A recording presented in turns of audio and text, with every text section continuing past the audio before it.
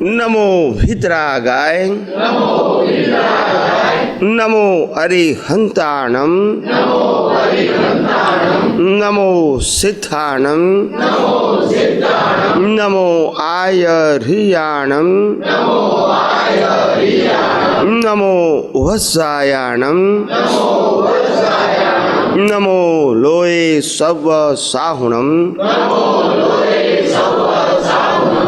ऐसो पंच नमुकारो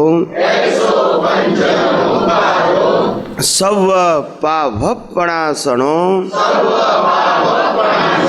मंगलानंच सव्वे सिम परमं हवै मंगलम। ओम नमो भगवते वासुदेवाय। ओम नमः शिवाय। जय सच्चिदानंद। प्रत्यक्ष दादा भगवाननी साक्षी वर्तमाने महाविदे क्षेत्र में विचरता तीर्थंकर भगवान श्री सिमंदर स्वामी ने अत्यंत भक्तिपूर्वक नमस्कार करूँ छूं। वात्सल्य मूर्ति श्री दादा भगवान ने अत्यंत भक्तिपूर्वक नमस्कार करूँ छूं। 33 कोटि देवी देवताओं ने अत्यंत भक्तिपूर्वक नमस्कार करूँ छूं। वितराग शासन देव देवियों ने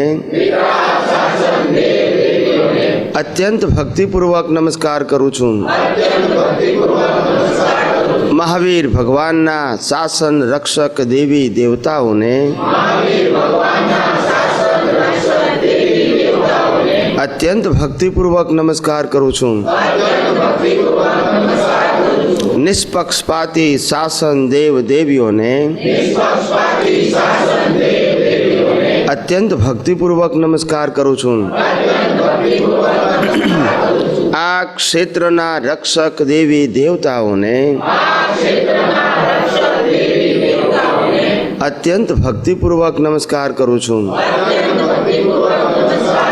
आखा ब्रह्मांडना जीव मात्रना रियल स्वरूप ने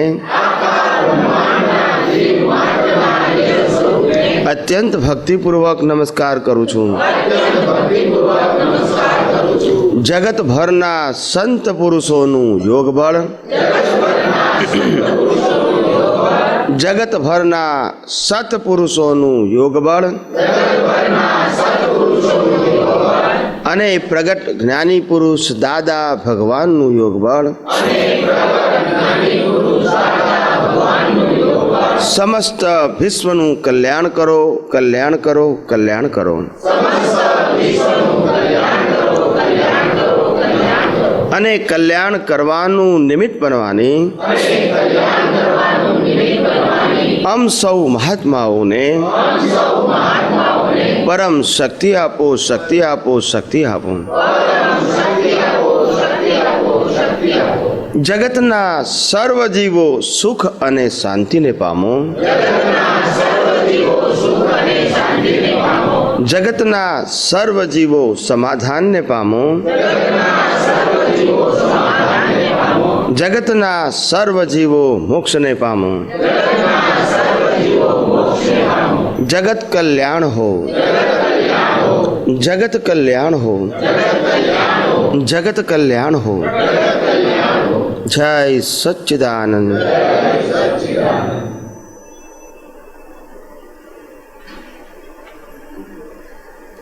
जय सच्चिदानंद। साहेब जी पर्युषणाનું પર્વ મુખ્યત્વે ક્ષમાપનાનું પર્વ છે, તો આપને અમારા બધા મહાત્માઓથી વિનંતી છે કે ક્ષમાપના જે વિતરાગોએ રાખી હતી અને એક ક્ષમાપનાને કઈ રીતે ફોલો કરવી અને આગળ વધીને વિતરાગતા તરફ કઈ રીતે આગળ વધવું, એનું એક સરસ સમાધાન જો અડધો પોણો કલાકમાં સતત આપ કહેશો તો બધાને બહુ વિશેષ લાભ થશે, એવી અમારી બધાની ભાવના છે સાહેબ. જી જય સચ્ચિદાનંદ. જય સચ્ચિદાનંદ. આજે મહાવીર જયંતિનો દિવસ ભગવાન મહાવીર હે હા, એટલે આજે મહાવીર જયંતિ, આ જય સચ્ચિદાનંદ. આજે પર્યુષણની અંદરનો આ 5મો દિવસ, આધ્યાત્મ વિજ્ઞાન પર્વનો આ 5મો દિવસ. અને 5મા દિવસની અંદર જૈન પરંપરા પ્રમાણે આજે મહાવીરનું જન્મ કલ્યાણક એની ઉજવણી કરવામાં આવે છે, મહાવીરના જન્મ કલ્યાણની. એટલે એકચ્યુઅલી એમનો આજે જન્મ નથી, પણ પર્યુષણની અંદર એમનું બહુમાન થાય, એમનો મહિમા ગવાય એટલા માટે સેટ કર્યું છે. એમનો જન્મદિવસ તો બીજો છે. મહાવીરનો મહિમા આ કાળમાં, આ ક્ષેત્રમાં એટલા માટે આપણા બધા માટે મહત્વનો છે. મહાવીરનો જે ભગવાન મહાવીર થઈ ગયા, જે મોક્ષે ગયા, એનું આપણા જીવનમાં, આ ક્ષેત્રમાં રહેલા જીવોનું શું મહત્વ છે કે ભગવાન મહાવીર જ્યારે નિર્વાણ પામ્યા ત્યાર પછી 82,000 વર્ષ સુધી પ્રથમ તીર્થંકર નહીં આવે ત્યાં સુધી આ અત્યારે શાસન મહાવીરનું કહેવાય. કોનું કહેવાય? અને આ શાસન નહીં, આ મહાવીરના વિતરાગ શાસનની રક્ષા કોણ કરે? એના શાસન રક્ષક દેવી દેવતાઓ. એટલે ભગવાન મહાવીરના શાસન દેવી દેવતા કોણ? તો કે માતંગ યક્ષ અને સિદ્ધાયિકા દેવી. આ એના શાસનના પ્રત્યક્ષ રખવાળા, વિતરાગના શાસનના.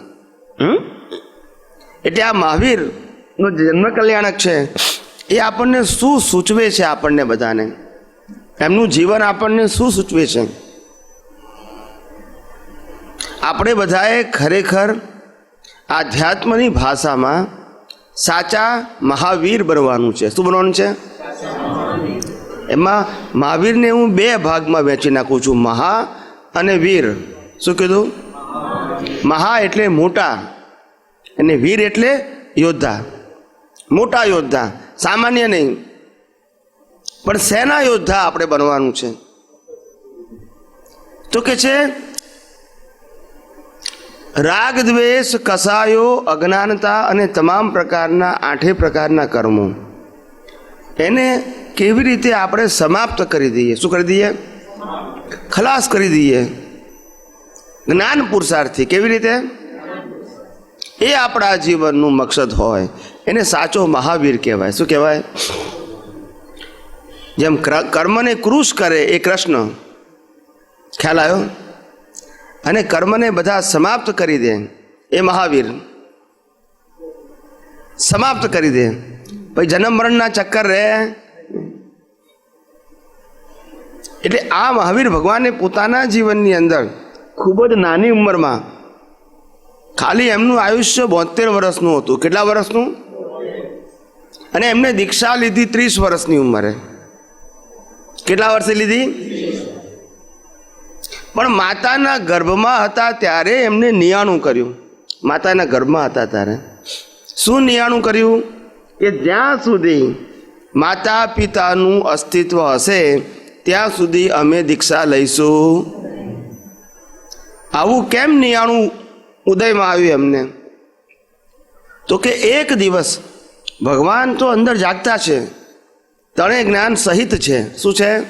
માતાના ગર્ભમાં પણ 3 જ્ઞાન સહિત છે, મતિ જ્ઞાન, શ્રુત જ્ઞાન અને અવધિ જ્ઞાન. આ છે જ માતાના ગર્ભમાં એમને. એ વારંવાર હલનચલન કરવાથી માતાને પેઇન થાય છે. શું થાય છે? એટલે એમને લાગ્યું કે આપણે માતાને દુઃખ આપવું નથી, એટલે સ્થિર થઈ ગયા. શું થઈ ગયા? પણ જેવા સ્થિર થઈ ગયા એટલે માતાને ઊંધું લાગી ગયું કે મારી અંદર રહેલો જીવ એ શાંત થઈ ગયો, કેમ હલનચલન કરતો નથી? એને શંકા પડી ગઈ. સમજાય છે? એટલે તે વખતે મહાવીરને જ્ઞાનમાં જોયું કે ઓહો, હજુ તો મારો જન્મ થયો નથી, એ પહેલાં જ મારી માને આટલો પ્રેમ છે મારા માટે, જન્મ થયા પહેલાં. ને માટે ભગવાને તે વખતે માતાના ગર્ભમાં હતા અને નક્કી કર્યું કે જ્યાં સુધી માતા પિતાનું અસ્તિત્વ હોય ત્યાં સુધી દીક્ષા લેવી નહીં.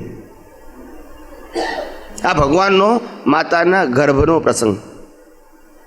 ત્યાર પછી ભગવાન મહાવીર જેમ જેમ મોટા થયા, આપણી જેમ જ નિશાળે ગયા, ભણવા ગયા, બધું જ આપણી જેમ રાજકુમાર હતા. રાજા મહારાજાના દીકરા હતા રાજકુમાર. અને આપણી જેમ બાળકોમાં જેમ રમીએ એ પણ રમત રમતા હતા બધી. પણ એ ક્યારેય ગભરાતા નહોતા. શું કીધું? અને એમના જીવનની અંદર દેવોએ બહુ પરીક્ષા લીધી છે. શું કર્યું છે? આપણે પહેલા જમાનામાં, અત્યારે તો બધું ઓછું થઈ ગયું છે, પહેલા જમાનામાં એવું હતું કે એક છોકરો આખો વાંકો વળી જાય, પછી એના ઉપરથી બધા કૂદીને જાય, પછી ધીમે ધીમે ઊંચો થાય. શું થાય? અને કૂદકો મારે, એમાં જે ફસાઈ જાય એટલે આઉટ થઈ જાય. આવી એક રમત હતી આપણી. તો આવી રમત મહાવીરના વખતે રમતા હતા. એમાં એક દેવ આવ્યો. શું આવ્યો? દેવે રૂપ ધારણ કર્યું બાળકનું, અને બધા છોકરાઓ કૂદવા માંડ્યા. અને જ્યારે મહાવીરનો વારો આવ્યો ત્યારે એમની હાઈટ વધારી નાખી. શું કરી? સમજાય છે? એટલે મહાવીરને તો અવધિ જ્ઞાનને બધું દેખાયું એમને કે આવું કેમ કરે છે. એમને ખબર બી છે આ દેવ છે. એ ભગવાનને કોઈ વેર નથી, દુશ્મનાવટ નથી, પણ ભગવાનની આ મુષ્ટિ હોય ને, મુષ્ટિ એમાં બહુ તાકાત હોય, પણ અહિંસક હોય. કેવા હોય? એ પેલાને ખાલી બતાવવા પૂરતું હોય. સમજાય છે? મારવા માટે ના હોય, મારવાનો ભાવ ના હોય. તો એક મુષ્ટિ મારે છે એટલે પેલું નીચે બેસી જાય છે દેવ, અને ત્યાંથી જતો રહે છે. એટલે નિર્ભયતા એમના જીવનમાં હોય. શું કીધું? ભય ના હોય. શું ના હોય? કારણ કે દેહ હોવા છતાં પણ માતાના ગર્ભમાંથી જ દેહાતીત હોય. કેવા હોય? જ્ઞાને કરીને. કેવા? એટલે એમને ભય ના હોય ને ભીખ ના હોય. શું ના હોય? ભય પણ ના હોય એમને, અને ભીખ પણ ના હોય, કોઈ પ્રકારની ના હોય. આ એમની દશા લઈને આવેલા હોય. શું છે? એમની દશા ઉત્પન્ન ના કરવાની હોય, લઈને જ આવ્યા હોય.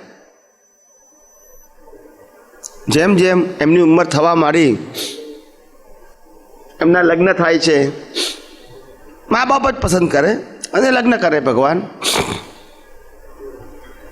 લગ્ન કરે છે, પછી બાળકી થાય છે જૈન પરિભાષા પ્રમાણે. અને એમની જ્યારે 28 વર્ષની ઉંમર થાય છે ત્યારે એમના માતા પિતાનું અવસાન થાય છે. જેવા માતા પિતાનું અવસાનનો પ્રસંગ પતી જાય છે ત્યાર પછી એમના મોટાભાઈ નંદીવર્ધનને વિનંતી કરે છે કે મોટાભાઈ અને ભાભી, આપની આજ્ઞા હોય તો હું અમે દીક્ષા લઉં. એટલે એમના મોટાભાઈ કહે છે, હજુ મા બાપને ગયે તો સમય થયો નથી, હજુ એનો આઘાત તો પૂરો થયો ને ત્યાં તમે જવાની ક્યાં વાત કરો છો? થોડા સમય રોકાઈ જાઓ. શું કહે છે? એટલે ભગવાન બીજું કોઈ જીદ ના કરે. શું ના કરે? કીધું કે મંજૂર છે અમને. શું કીધું? સ્વીકારી લીધી વાત. પછી 2 વર્ષ થઈ ગયા. શું થઈ ગયા? અને પછી દેવોની વિનંતી આવી. કોની આવી? 28 વર્ષે દેવોની વિનંતી આવી નથી, કારણ કે સમય પાક્યો. સમજાય છે? 28 વર્ષે ભગવાનની તૈયારી હતી, પણ તૈયારીમાં હિસાબ હતો આવો. શું હતો? નહીતર ભગવાનના બધા કલ્યાણકોની ઉજવણી દેવો જ કરે. કોણ કરે? ભગવાન એમના કે દીક્ષા લઉં છું, તો દેવો આવીને વિનંતી કરે ભગવાનને, અને ભગવાન દીક્ષા લે. બધી તૈયારી કોણ કરે? દેવો કરે. એટલે 30 વર્ષે બરાબર ભગવાન દીક્ષા લે છે, અને બધી વસ્તુ લોકોને આપવા માંડે છે, વહેંચવા માંડે છે. જય સચિદાનંદ. ધીમે ધીમે ભગવાન વસ્ત્રો પણ પહેરેલા નથી, માથામાં વાળ નથી, કેસ લોચ કરી નાખ્યું છે, શરીર એટલે કે અંગ ઉપર એક વસ્ત્ર નથી. અને દેવે ભગવાનને દેવદૂષે આપ્યું. શું આપ્યું? એટલે પોતાની મર્યાદાને ઢાંકવાનું વસ્ત્ર એ આપ્યું ભગવાનને. ભગવાને પહેરી લીધું. મનુષ્યનું બનાવેલું નહીં, મનુષ્યની માલિકીનું નહીં. અને ભગવાન વિહાર કરતા કરતા, જુઓ સમર્થ પુરુષોનું કેવી દશા હોય.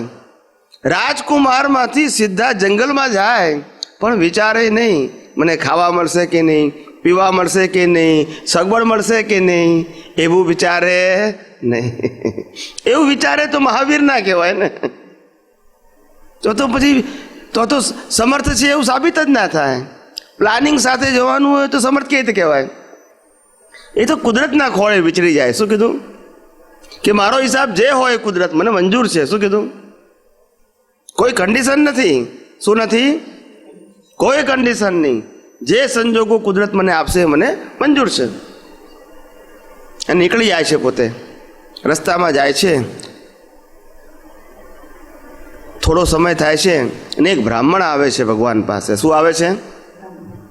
અને બ્રાહ્મણ દોડતો દોડતો આવીને ભગવાનને વિનંતી કરે છે, ભગવાન તમે આપણા ગામમાં બધાને બધું આપ્યું, પણ મને કશું મળ્યું નથી. હું તો બહારગામ હતો. શું કીધું? પછી મને ખબર પડી કે આપે બધાને આપ્યું છે આવું, પૈસા સાધન જે કંઈ હોય. ને ભગવાન પાસે તો બીજું કંઈ હતું નહીં. એમનું આ દેવદૂષે હતું તે સોનાનું હતું, સોનાના તારનું હતું. કેવું હતું? દેવોએ આપેલું હોય ને સોનાના તારનું હતું. તો ભગવાને અડધો ટુકડો કરીને એને આપી દીધું. શું કર્યું? અડધો ટુકડો કરીને આપી દીધું એને, અડધું રાખ્યું એમને. ભગવાન આગળ જાય છે. બ્રાહ્મણ વિચાર કરે છે કે આખું મળી જાય તો સારું. પણ હવે એકવાર માગ્યા પછી ફેરથી તો મંગાય નહીં. વાહે વાહે જાય. ભગવાનને કોઈ માલિકી છે જ નહીં. એમને આ રાખવું એવું નથી. લૌકિક મર્યાદા. શું કીધું? અને દેવોએ આપેલું છે. એમ કરતા કરતા જંગલ ઝાડી ઝાખરામાં પોતે વિચરે છે, આગળ વધે છે, આગળ વધે છે. ને એમનું જે અડધું દેવદૂષે હતું એ ઝાડી ઝાખરાની અંદર ભરાઈ ગયું. પછી ભગવાન લેવા પ્રયત્ન કરે નહીં. એ જ એનો નિકાલ, સંભાવે નિકાલ. શું કીધું? એ ત્યાગ ના કરે. શું ના કરે? તે આ નીકળી ગયું, પેલા ઝાડી ઝાખરામાં ભરાઈ ગયું અને પેલા બ્રાહ્મણે લઈ લીધું. ત્યાર પછી ભગવાનને ઉપસર્ગ અને પરિશ્રહ. જુઓ ભગવાન કેવા હોય.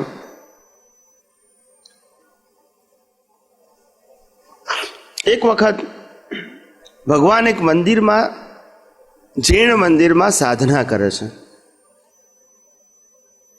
અને સાધના કરે છે જય સચ્ચિદાનંદ. ત્યારે ત્યાંનો દેવ એમને હેરાન કરે છે. શું કરે છે? એ જે સ્થાન છે એ સ્થાનનો અધિષ્ઠાયક દેવ એ ભગવાનને ઉપસર્ગ પરિસર આપે છે. બધા ભગવાન તો સ્થિર છે. એટલે ભગવાનને પોતાના જીવનની અંદર ખ્યાલ આવે છે કે આ કોઈ પણ વ્યક્તિની માલિકની જગ્યા હોય તો એનો દાવો હોય. શું છે? શું હોય? દાવો હોય. એટલે ભગવાન ત્યાંથી વિહાર કરે છે અને નક્કી કરે છે કોઈની માલિકીની જગ્યામાં નિવાસ કરવો નહીં.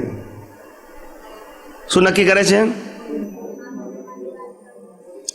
એટલે માત્ર જંગલોમાં જાય છે. કોઈની વાડીમાં, કોઈના ખેતરમાં, કોઈના ઘરમાં પછી નિવાસ કરતા નથી. કારણ કે કોઈની માલિકી છે. શું છે? અને માલિકી હોય તો ક્લેમ હોય. શું છે? એટલે નક્કી કર્યું કે કોઈની માલિકીની જગ્યામાં નિવાસ કરવો નહીં. એટલે પછી ઘોર જંગલોમાં ભગવાન ચાલ્યા કરે છે. આ બધી વાતો તમને એટલા માટે કરું છું, તમને ખ્યાલ આવે કે ભગવાનનું સેન્ટર પોઈન્ટ શું હતું. સંજોગો નહોતા, સગવડો નથી. પોતાનું અલ્ટિમેટ ગોલ કેવળ જ્ઞાન. શું હતું? ને કેવળ જ્ઞાન માટે આ મન વચન કાયાના સંજોગો જે પણ હોય એ સ્વીકાર્ય અને મંજૂર છે. શું કીધું? ખાવા મળે કે ના મળે, પીવા પાણી મળે કે ના મળે, તાપ તાડ તડકો બધા મચ્છર, પશુ પક્ષી, પ્રાણીઓ, હિંસક પ્રાણીઓ જંગલોમાં એ ગમે એટલો ઉપસર્ગ કરે, પણ છતાંય પોતાના ધ્યેયથી ચલાયમાન થવાનું નહીં. પોતાના ધ્યેયથી ચલાયમાન નહીં થવાનું. એનું કારણ શું? આ સ્થિતિ કેમ આવે છે? કારણ કે દેહાધ્યાસ એ 100% ખલાસ થઈ ગયો છે. કેટલો? એટલે શરીર તે હું છું એ દ્રષ્ટિમાં જ નથી, અનુભવમાં નથી. શરીરનો ભોગવટો એ મારો ભોગવટો છે, એ પણ જેને દ્રષ્ટિમાં નથી, અનુભવમાં નથી. ખ્યાલ આવ્યો? શરીરની માલિકી એ પણ પોતાને અનુભવમાં નથી. આવા જે ભગવાન મહાવીર એ જ્યારે વિચરે છે એમનું એક જ લક્ષ્ય કેવળ જ્ઞાન. પણ કેવળ જ્ઞાન માટે ભગવાનને પુરુષાર્થ ના કરવાનો હોય. શું કીધું? ભગવાનને કેવળ જ્ઞાન રેડીમેડ હોય, પુરુષાર્થ આગલા અવતારમાં હોય. ક્યારે હોય? એ અવતારમાં પુરુષાર્થ ના હોય. એ અવતારમાં તો આ બધા સંજોગોમાં સ્થિર રહી શક્યા, કારણ કે એવું જ્ઞાન દર્શન તૈયાર લઈને આવેલા હતા. માટે મહાવીર કહેવાયા. શું કહેવાયા? મહાવીર. એટલે પોતાના જીવનની અંદર આવી રીતે વિહાર કરતા કરતા કરતા અનેક પ્રકારના ઉપસર્ગો અને પરિસરો જીવનની અંદર આવે, છતાંય પણ પોતાના ધ્યેયથી ચલાયમાન ના થાય, ડગે નહીં. એ રીતે આગળ વધતા વધતા બરાબર 30 વર્ષે દીક્ષા લીધી ને આજે એમને 42 વર્ષ થયા, 42. ને 42મા વર્ષે એમને કેવળ જ્ઞાન થયું. શું થયું? એ કેવળ જ્ઞાન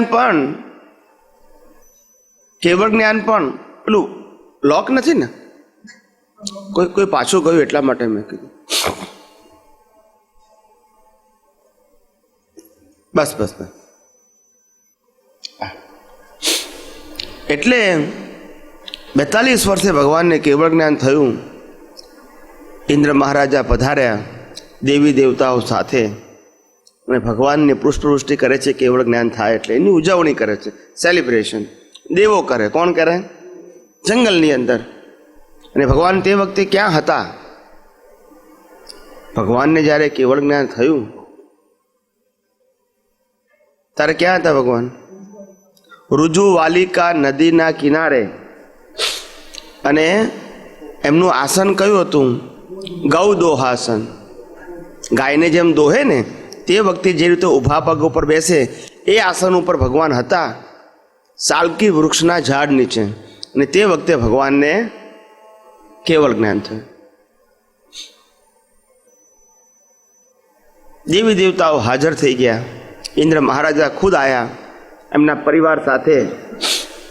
ભગવાનનો મહિમા એવો હોય. અને ભગવાનને કેવળ જ્ઞાન થયું. ત્યાર પછી દેવો દુદુંબી વગાડે અને જાહેરાત કરે. જાહેરાત એટલે આપણે શબ્દોમાં બોલીએ છીએ એવી ના હોય, એ ધ્વનિ રૂપે જ હોય. અને લોકોને જાણ કરે મહાવીરને કેવળ જ્ઞાન થયું છે એમ. ત્યાર પછી સમોવસરણની રચના કરે. શું કરે? કે જેમાં ભગવાન દેશના આપે, જેને આપણે સાદી ભાષામાં ઉપદેશ, પ્રવચન, સત્સંગ કે વ્યાખ્યાન કહીએ છીએ, એને ભગવાનની ભાષામાં ભગવાન જ્યારે કોઈના પ્રશ્નોના જવાબ આપે અને તે વખતે જે સ્થાનક હોય એને દેશના કહેવાય. શું કહેવાય? એટલે જગ્યાને સમોવસરણ કહેવાય અને ભગવાન બોલે એને શું કહેવાય? દેશના કહેવાય. એટલે સ્થાનના રચના જેને સમોવસરણ કહેવાય એની રચના દેવી દેવતાઓ કરે ઇન્દ્ર મહારાજાના નિશ્રામાં.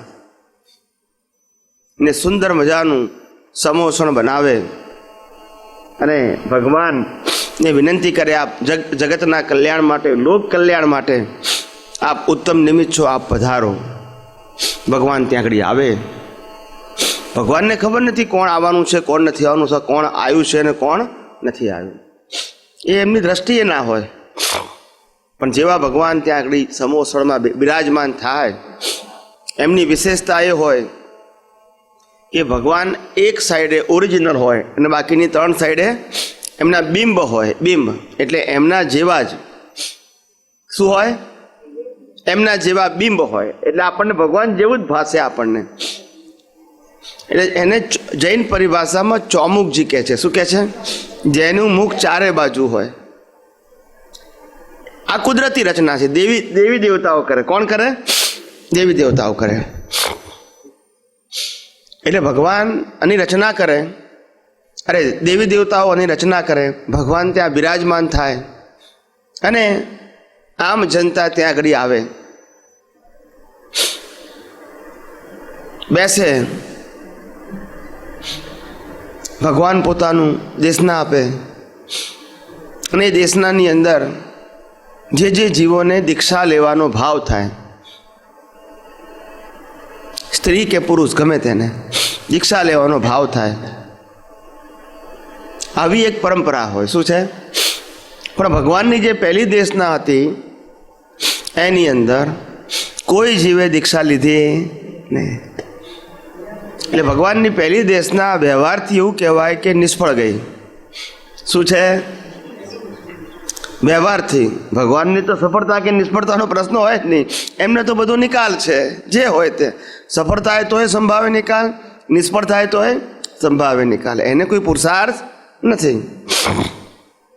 બીજી દેશનાની અંદર સાધુ અને સાધ્વીઓ તૈયાર થયા દીક્ષા માટે,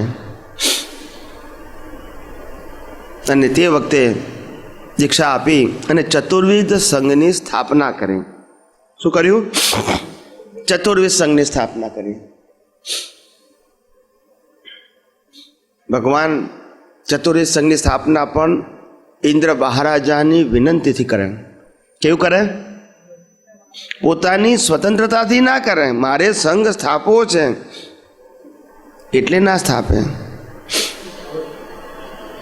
વિનંતી કરે. કારણ કે હંમેશા તીર્થંકરો પોતે નવા સંઘની સ્થાપના કરે ત્યારથી જૂના તીર્થંકરે સ્થાપેલા સંઘના શાસનનો અંત આવે. સમજાય છે? ત્યાર પછી મહાવીરનું શાસન શરૂ થાય. ચતુર્વિધ સંઘની સ્થાપના પછી થાય, શાસનની રચના થાય પછી શાસન શરૂ થાય. એમના જન્મથી ના થાય. સમજાય છે? એટલે આવી રીતે ભગવાનના શાસનની સ્થાપના થઈ. અને પછી તો જેમ જેમ ભગવાનની જ્યાં જ્યાં દેશના હોય ત્યાં મોટા મોટા રાજા મહારાજાઓ, મોટા મોટા ઋષિમુનિઓ એમની દેશના સાંભળવા, પ્રશ્નો પૂછવા ભગવાનને આવવા માંડ્યા. ને એમાં જ આ ગૌતમ સ્વામીને બધા આવ્યા. 11 ગણધરો, બધા બ્રાહ્મણ હતા. બધા શું હતા? ભગવાન મહાવીરના બધા ગણધરો શું હતા? બ્રાહ્મણ હતા. ભગવાન પોતે ક્ષત્રિય હતા.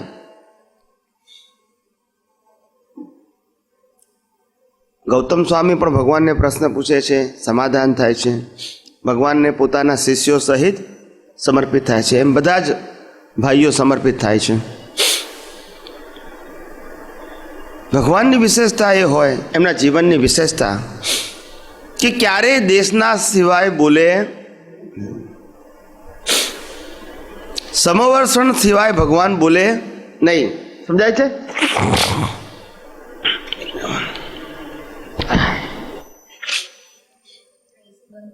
ના ના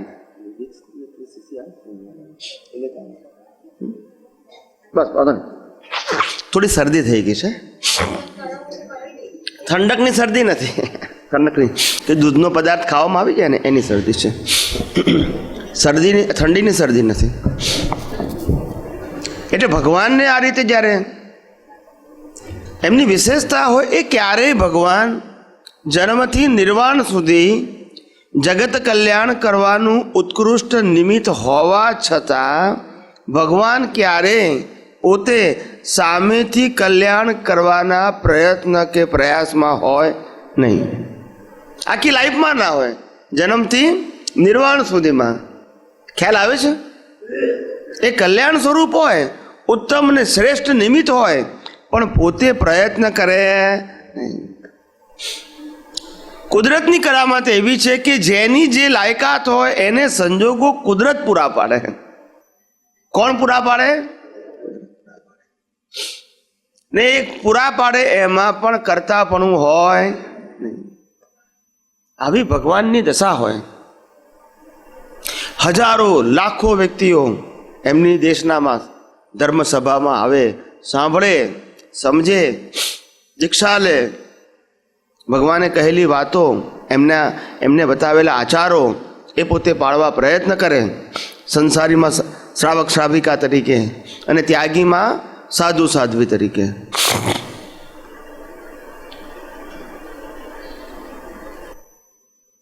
જ્યારે દીક્ષા આપે ભગવાન, ત્યારે એમની જ્ઞાનવિધિ શું હોય? જ્ઞાનવિધિ આવી લાંબી ના હોય, ટૂંકીને ટચ હોય. શું કેવી હોય? ભગવાન માથે હાથ મૂકી વાસ્કેપ નાખીને બોલાવે, એ ગો મેં સાસુ અપ્પા, જ્ઞાન દર્શન સંજુઓ, શેષા મેં બાહિરા ભાવા, સવ્વે સંજોગ લખણા, સંજોગ મૂલા જીવેણ, પત્તા દુઃખ પરંપરા, તમ્મા સંજોગ સંબંધમ સવમ તિવેણ ભોસરામ. આટલું આ માગધી ભાષામાં બોલાવે, બીજું કાંઈ નહીં. આમાં બધા જ્ઞાનનો સાર આવી ગયો. અને ભગવાને કીધું મેં જે બોલાયું એ હવે તારે અનુભવવાનું છે. બસ. શું કીધું? આ મેં તને દ્રષ્ટિ આપી દીધી, જ્ઞાન આપી દીધું. શું કીધું? હવે બીજી કોઈ પ્રક્રિયા બાકી રહી નહીં મારા પક્ષે. હવે તારા પક્ષે આ જે તે સાંભળ્યું, મેં તને દીક્ષિત કર્યો, જ્ઞાન આપીને દીક્ષિત કર્યો, એ દીક્ષા લીધા પછી અહીંયા આવી જાઓ. નહીં, ખુરશી ખાલી છે, બેસવું હોય તો. જય સચિદાનંદ.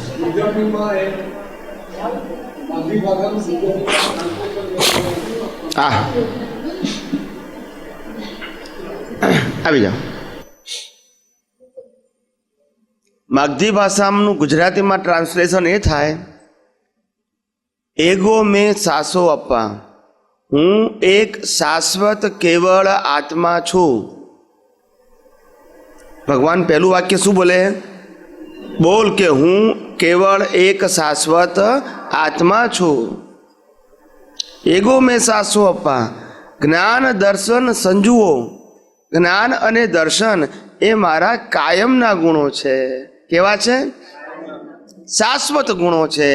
એ આવે ને જાય એ નહીં, એ મારો સ્વભાવ જ છે. જ્ઞાન દર્શન મારો શું છે? સ્વભાવ છે. જ્ઞાન દર્શન સંજુઓ. પછી શેષા મેં બાહિરા ભાવા, બાકી બધાના જે ભાવ છે, ભાગ છે અને ભાવ છે, એ બધા બહારના છે. આ મન વચન કાયા અને કર્મના ભોગવટા એ બધું શું છે? બહારના ભાગો છે. એ મારા ભાગ કે મારો સ્વભાવ કે મારું સ્વરૂપ છે નહીં. શેષા મેં બાહિરા ભાવા, સવ્વે સંજોગ લખણા. આ બહારના ભાગો છે એ સંજોગ લખણવાળા છે. કેવા છે? સંજોગ એટલે કે કર્મ બાંધ્યું હોય તો જ કર્મ ભોગવવા માટે આવે, નહીતર આવે એટલે સંજોગ. સંજોગ કેમ ઉત્પન્ન થયો? તો કે તમે કર્મ બાંધ્યું હતું બીજ રૂપે, એનું કુદરતે શું આપ્યું? એ ફળને સંજોગ કહેવાય છે.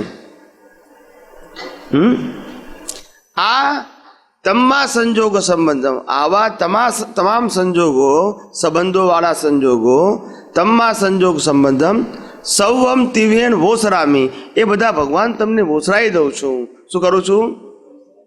આ મન વચન કાયાથી ભોગવાતા કર્મો, મન વચન કાયા સાથે સંકળાયેલા કર્મો અને મન વચન કાયાથી પ્રાપ્ત થતા બધા જ પ્રકારના વેદનીય કર્મના અનુભવો, એ બધું શું કરું છું?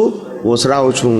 એટલે આપણે જેમ જ્ઞાની પુરુષ બોલાવે છે, મન વચન કાયા, ભાવ કર્મ, દ્રવ્ય કર્મ, નો કર્મ, નામ અને નામની સર્વ માયા, આપ પ્રગટ પરમાત્મા સ્વરૂપ પ્રભુના સુચરણોમાં સમર્પણ કરું છું. એ સમર્પણ એટલે આ જ્ઞાન વિધિ. પછી કારણ કે એ વખતે ભગવાનની વખતે જીવો હોય ને, સતયુગના જીવો હોય. કેવા હોય? સતયુગના જીવો, જાગ્રત જીવો હોય. કેવા હોય? ઓછી બાબતમાં વધારે સમજી શકે એવા હોય. એટલે ભગવાન જે સમજી ગયા, એટલે કે આ બધા જીવોને જ્ઞાન આપી દીધું, હવે પુરુષાર્થમાં લાગી ગયા. હવે રોજ એ લોકોને સત્સંગ ના હોય, હવે સાધના હોય. સાધનાનો મતલબ અનુભવ. શું કીધું? તો શિષ્ય કોઈ પૂછે કે ભગવાન તમે તો જ્ઞાન આપી દીધું, દીક્ષા આપી દીધી, હવે અમે ક્યાં જઈએ? ભગવાન કીધું આખી ધરતી ખુલ્લી છે, જ્યાં જવું ત્યાં જાઓ. પણ ભગવાન અમને ખાવા પીવા બધું કોણ આપશે? શું કીધું? જંગલોમાં જઈએ તો ખાવા પીવા બધું કોણ આપશે? ભગવાન કે છે જુઓ, આ દેહ પોતાના હિસાબ શું લઈને આવ્યું છે. હવે દેહ તમે નથી, અને દેહના હિસાબો એ તમારા હિસાબ નથી. તમે હવે શુદ્ધાત્મા થઈ ગયા. હું શાશ્વત કેવળ આત્મા છું, અને જ્ઞાન દર્શન એ જ મારા ગુણો છે. હવે નથી તમે મનવચન કાયા, કે નથી મનવચન કાયાથી ભોગવાતા સંજોગો પણ તમારા નથી, એને ભોગવેલા સુખ દુઃખ પણ તમારા નથી. એને કેવા સંજોગ આવવાના છે અને એ સંજોગો આ શરીર કેવી રીતે ભોગવી શકશે એ પણ તમારે ધ્યાન રાખવાની જરૂર નથી. કુદરત સંજોગોની સાથે શક્તિ આપશે. શું કીધું? કુદરત સંજોગોની સાથે ભોગવવાની શક્તિ પણ એને આપશે. એનો વિચાર તમારે કરવાનો.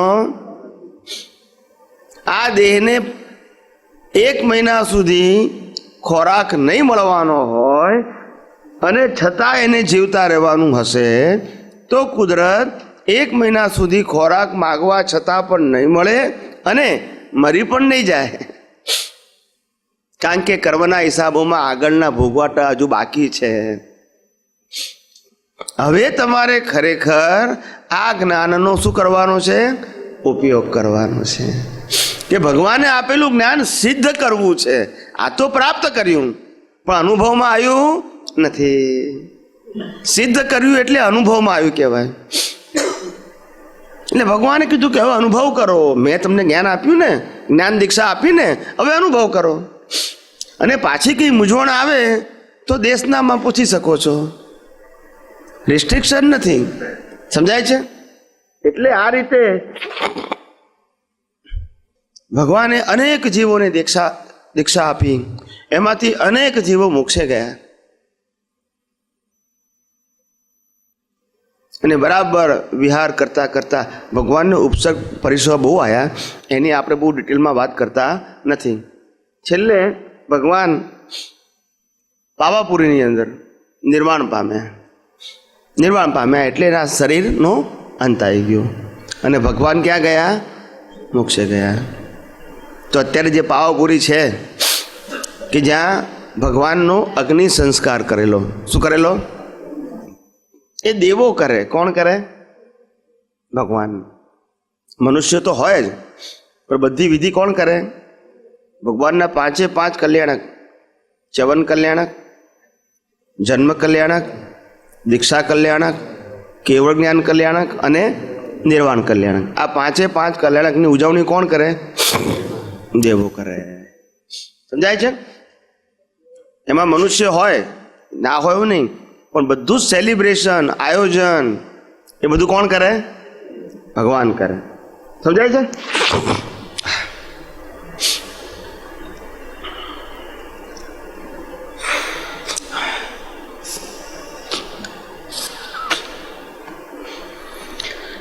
એટલે આવી રીતે જ્યારે ભગવાન નિર્વાણ પામે છે ત્યાર પછી આ ભરત ક્ષેત્રની અંદર કળિયુગની શરૂઆત થાય છે. શેની થાય છે?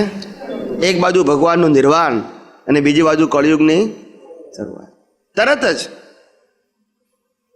ના આજે એ કળિયુગને બેઠે આશરે 2600 વર્ષ થઈ ગયા. કેટલા થઈ ગયા? 2600 વર્ષ. આ 2600 વર્ષની અંદર ભગવાને કહેલી વાતો બધી અપભ્રંશ થઈ ગઈ. શું થઈ ગઈ? સાચું જ્ઞાન રહ્યું નહીં.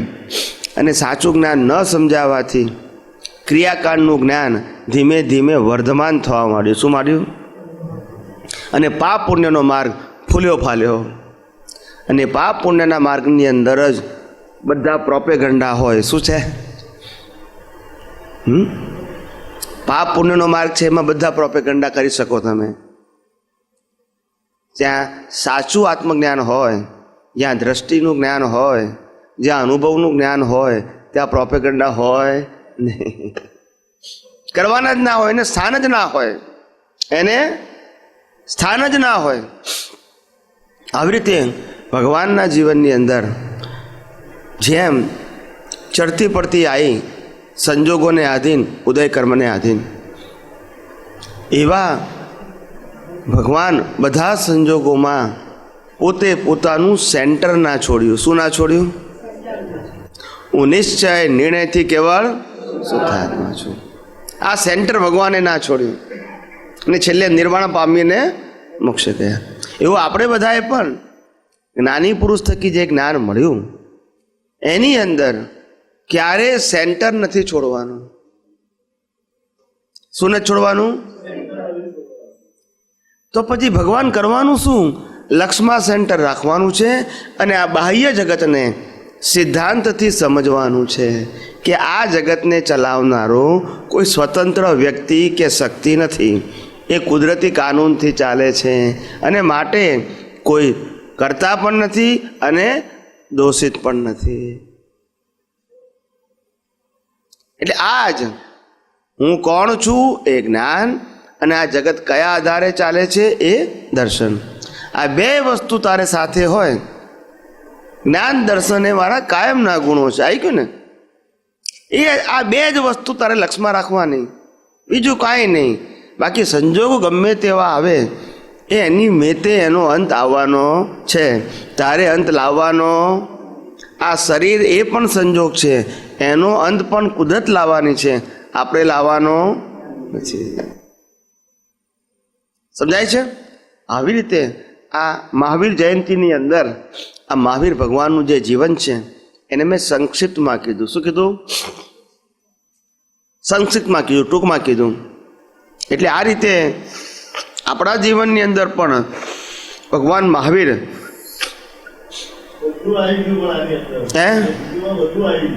બરાબર છે. એટલે આવી રીતે આપણે પણ આપણા જીવનની અંદર મહાવીર બનવું એટલે કે મહાવીરના નામની કોપી નહીં કરવાની. મહાવીર બનવું એટલે કે મહાવીરે પોતાના જીવનમાં આવેલા ઉપસર્ગ અને પરિસહો, મુશ્કેલીવાળા સંજોગોમાં પણ એ પોતે પોતાના જ્ઞાનથી ચલિત ના થયા અને દેહની અંદર ભયંકર પ્રકારની વેદનાઓ અને મુશ્કેલી આવવા છતાં પણ એ પોતે આત્મામાંથી દેહાધ્યાસમાં આવ્યા. સ્વામીજી, આપણે મહાવીર ભગવાને કર્મોને સમાપ્ત કર્યા કહ્યું અને કૃષ્ણ ભગવાને કૃશ કર્યા કહ્યું. આ કૃશ કરવું એટલે શું? કર્મોને કૃશ કરવા એટલે કે કર્મોના મૂળિયા જે છે એ બાળી નાખવા, અને ખલાસ કરવા એટલે કે મોક્ષે જવું. બાળી નાખે મૂળિયા પણ કર્મો બાકી રહે. કર્મોને બાળી નાખ્યા, કર્મોના મૂળિયા હતા ને, મૂળિયા, એ મૂળિયા બાળી નાખ્યા પણ કર્મો બાકી રહ્યા. ભગવાનને તો કર્મો બાકી ના રહ્યા, પછી ક્યાં ગયા? મોક્ષે. જ્યાં સુધી એક પણ કર્મ ભોગવવાનું બાકી હોય ત્યાં સુધી મોક્ષ હોય. એ તો બરોબર. ખ્યાલ ને? એટલે મૂળ બાળી નાખ્યા. એટલે સમરપૂર્વકની નિર્જરા બાકી રહી એમના કર્મોની. કૃષ્ણ ભગવાનની વાત એવું રહ્યું. જ્યાં સુધી કર્મ હોય તો ભોગવવા તો પડે ને. ભલે મૂળ બળી ગયા પણ જેને બીજ નાખી દીધા છે એ તો ફળ આવવાના કે નહીં? સમજાય છે ને? એટલે જે વસ્તુના બંધ પડી ગયા છે એ તો ભોગવવાના છે. ભગવાન પરેલા બંધો એટલે હવે એ કૃષ્ણ ભગવાન જે યુગમાં થઈ ગયા, જે એમનો છે, તો એ વખતે એમને બંધ પડ્યો હશે. ક્યારે? કારણ કે એ અવતાર માટે એમને બધા એમના મૂળિયા તો બારી નાખ્યા છે કર્મના, બરોબર છે. તો પછી એ જે પણ આપણો નિયમ તો એવો છે કે એ જે કર્મો લઈને આવ્યા છે એ કર્મો તો એ જ અવતારમાં નિર્જરા થઈ જાય છે. પણ હવે સમરપૂર્વક થાય કે ના થાય એ જુદી વસ્તુ છે, પણ એ તો નીકળી જ જાય છે.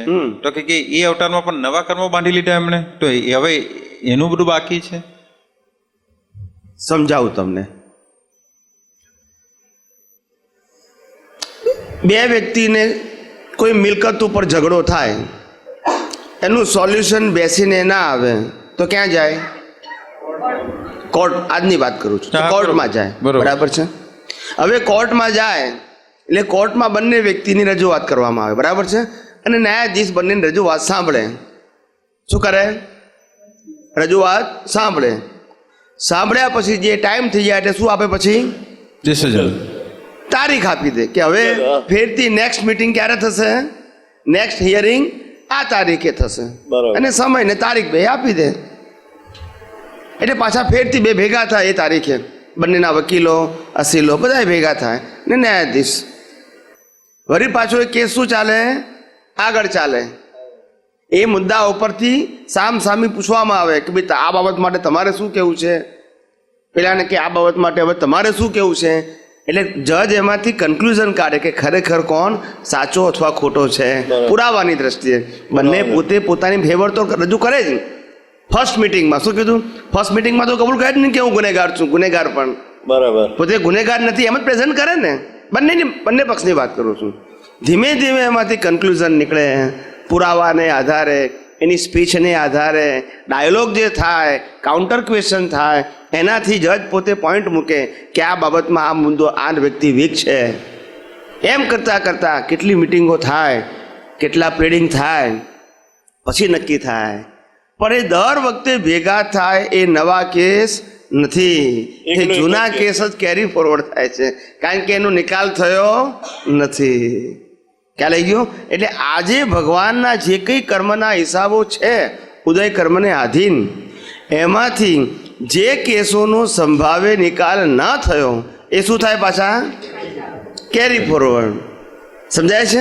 અચ્છા, એને જ આ દાદા ભગવાને પેન્ડિંગ જે કીધું એ જે આ જ પેન્ડિંગ. અચ્છા, હવે મારો એક પ્રશ્ન એવો છે, સિદ્ધાંત બધા માટે સરખો જ હોય ને. આ જે પેન્ડિંગ ચલો આ રીતે પેન્ડિંગ સમજાય છે આપણને, હા. તો આ પેન્ડિંગ તો આવું પેન્ડિંગ તો આપણને ઘણા અવતારોનું પણ કહી શકે. હોઈ શકે ને, હોઈ શકે. કઈ એવું નથી કે નરક ગતિના બીજ એ જ ભાવમાં નાખ્યા હોય, એવું જરૂર નથી. કારણ કે કુદરતનો કાનૂન એવું કહે છે કે કોઈ પણ મનુષ્યનો જીવ ઓછામાં ઓછું એક ભાવના કર્મ અને વધારેમાં વધારે 8 ભાવના કર્મ બાંધી શકે છે. સમજાય છે ને? બરાબર. એટલે કર્મ બાંધ્યા હોય તો ભોગવવાના તો આવે, નવા ના બાંધે, પણ બાંધેલા તો પૂરા કરવા પડે ને. તો એનો અને અર્થ છેલ્લો ભાવ પછી કયો આવે? મનુષ્યનો. તો- અને ત્યાંથી મોક્ષે પણ જઈ શકે. તો આપણે જે કહીએ છીએ કે આ ભાવના જે કર્મો છે એ ગયા ભાવનું તમારું ચાર્જિંગના જ કર્મો છે, તો એ એકાંતે નથી. એટલે ના, આ ભાવના કર્મો શું કીધું? ગયા ભાવમાં જે આપણે બાંધ્યું ચાર્જિંગ કર્યું હોય હા, હા. એ આ ભાવમાં એ કર્મો બધા ગયા ભાવના જ છે ચાર્જિંગ કરેલા, એમ આપણે કહીએ તો એ બરોબર ના કહેવાય. ના, મોટા ભાગના ગયા અવતાર ના જોઈએ બધા. મોટા ભાગના કોક જ નિકાસિત કર્મ એવું હોય કે જે સંજોગાધીન હોય, અચ્છા, કોક જ.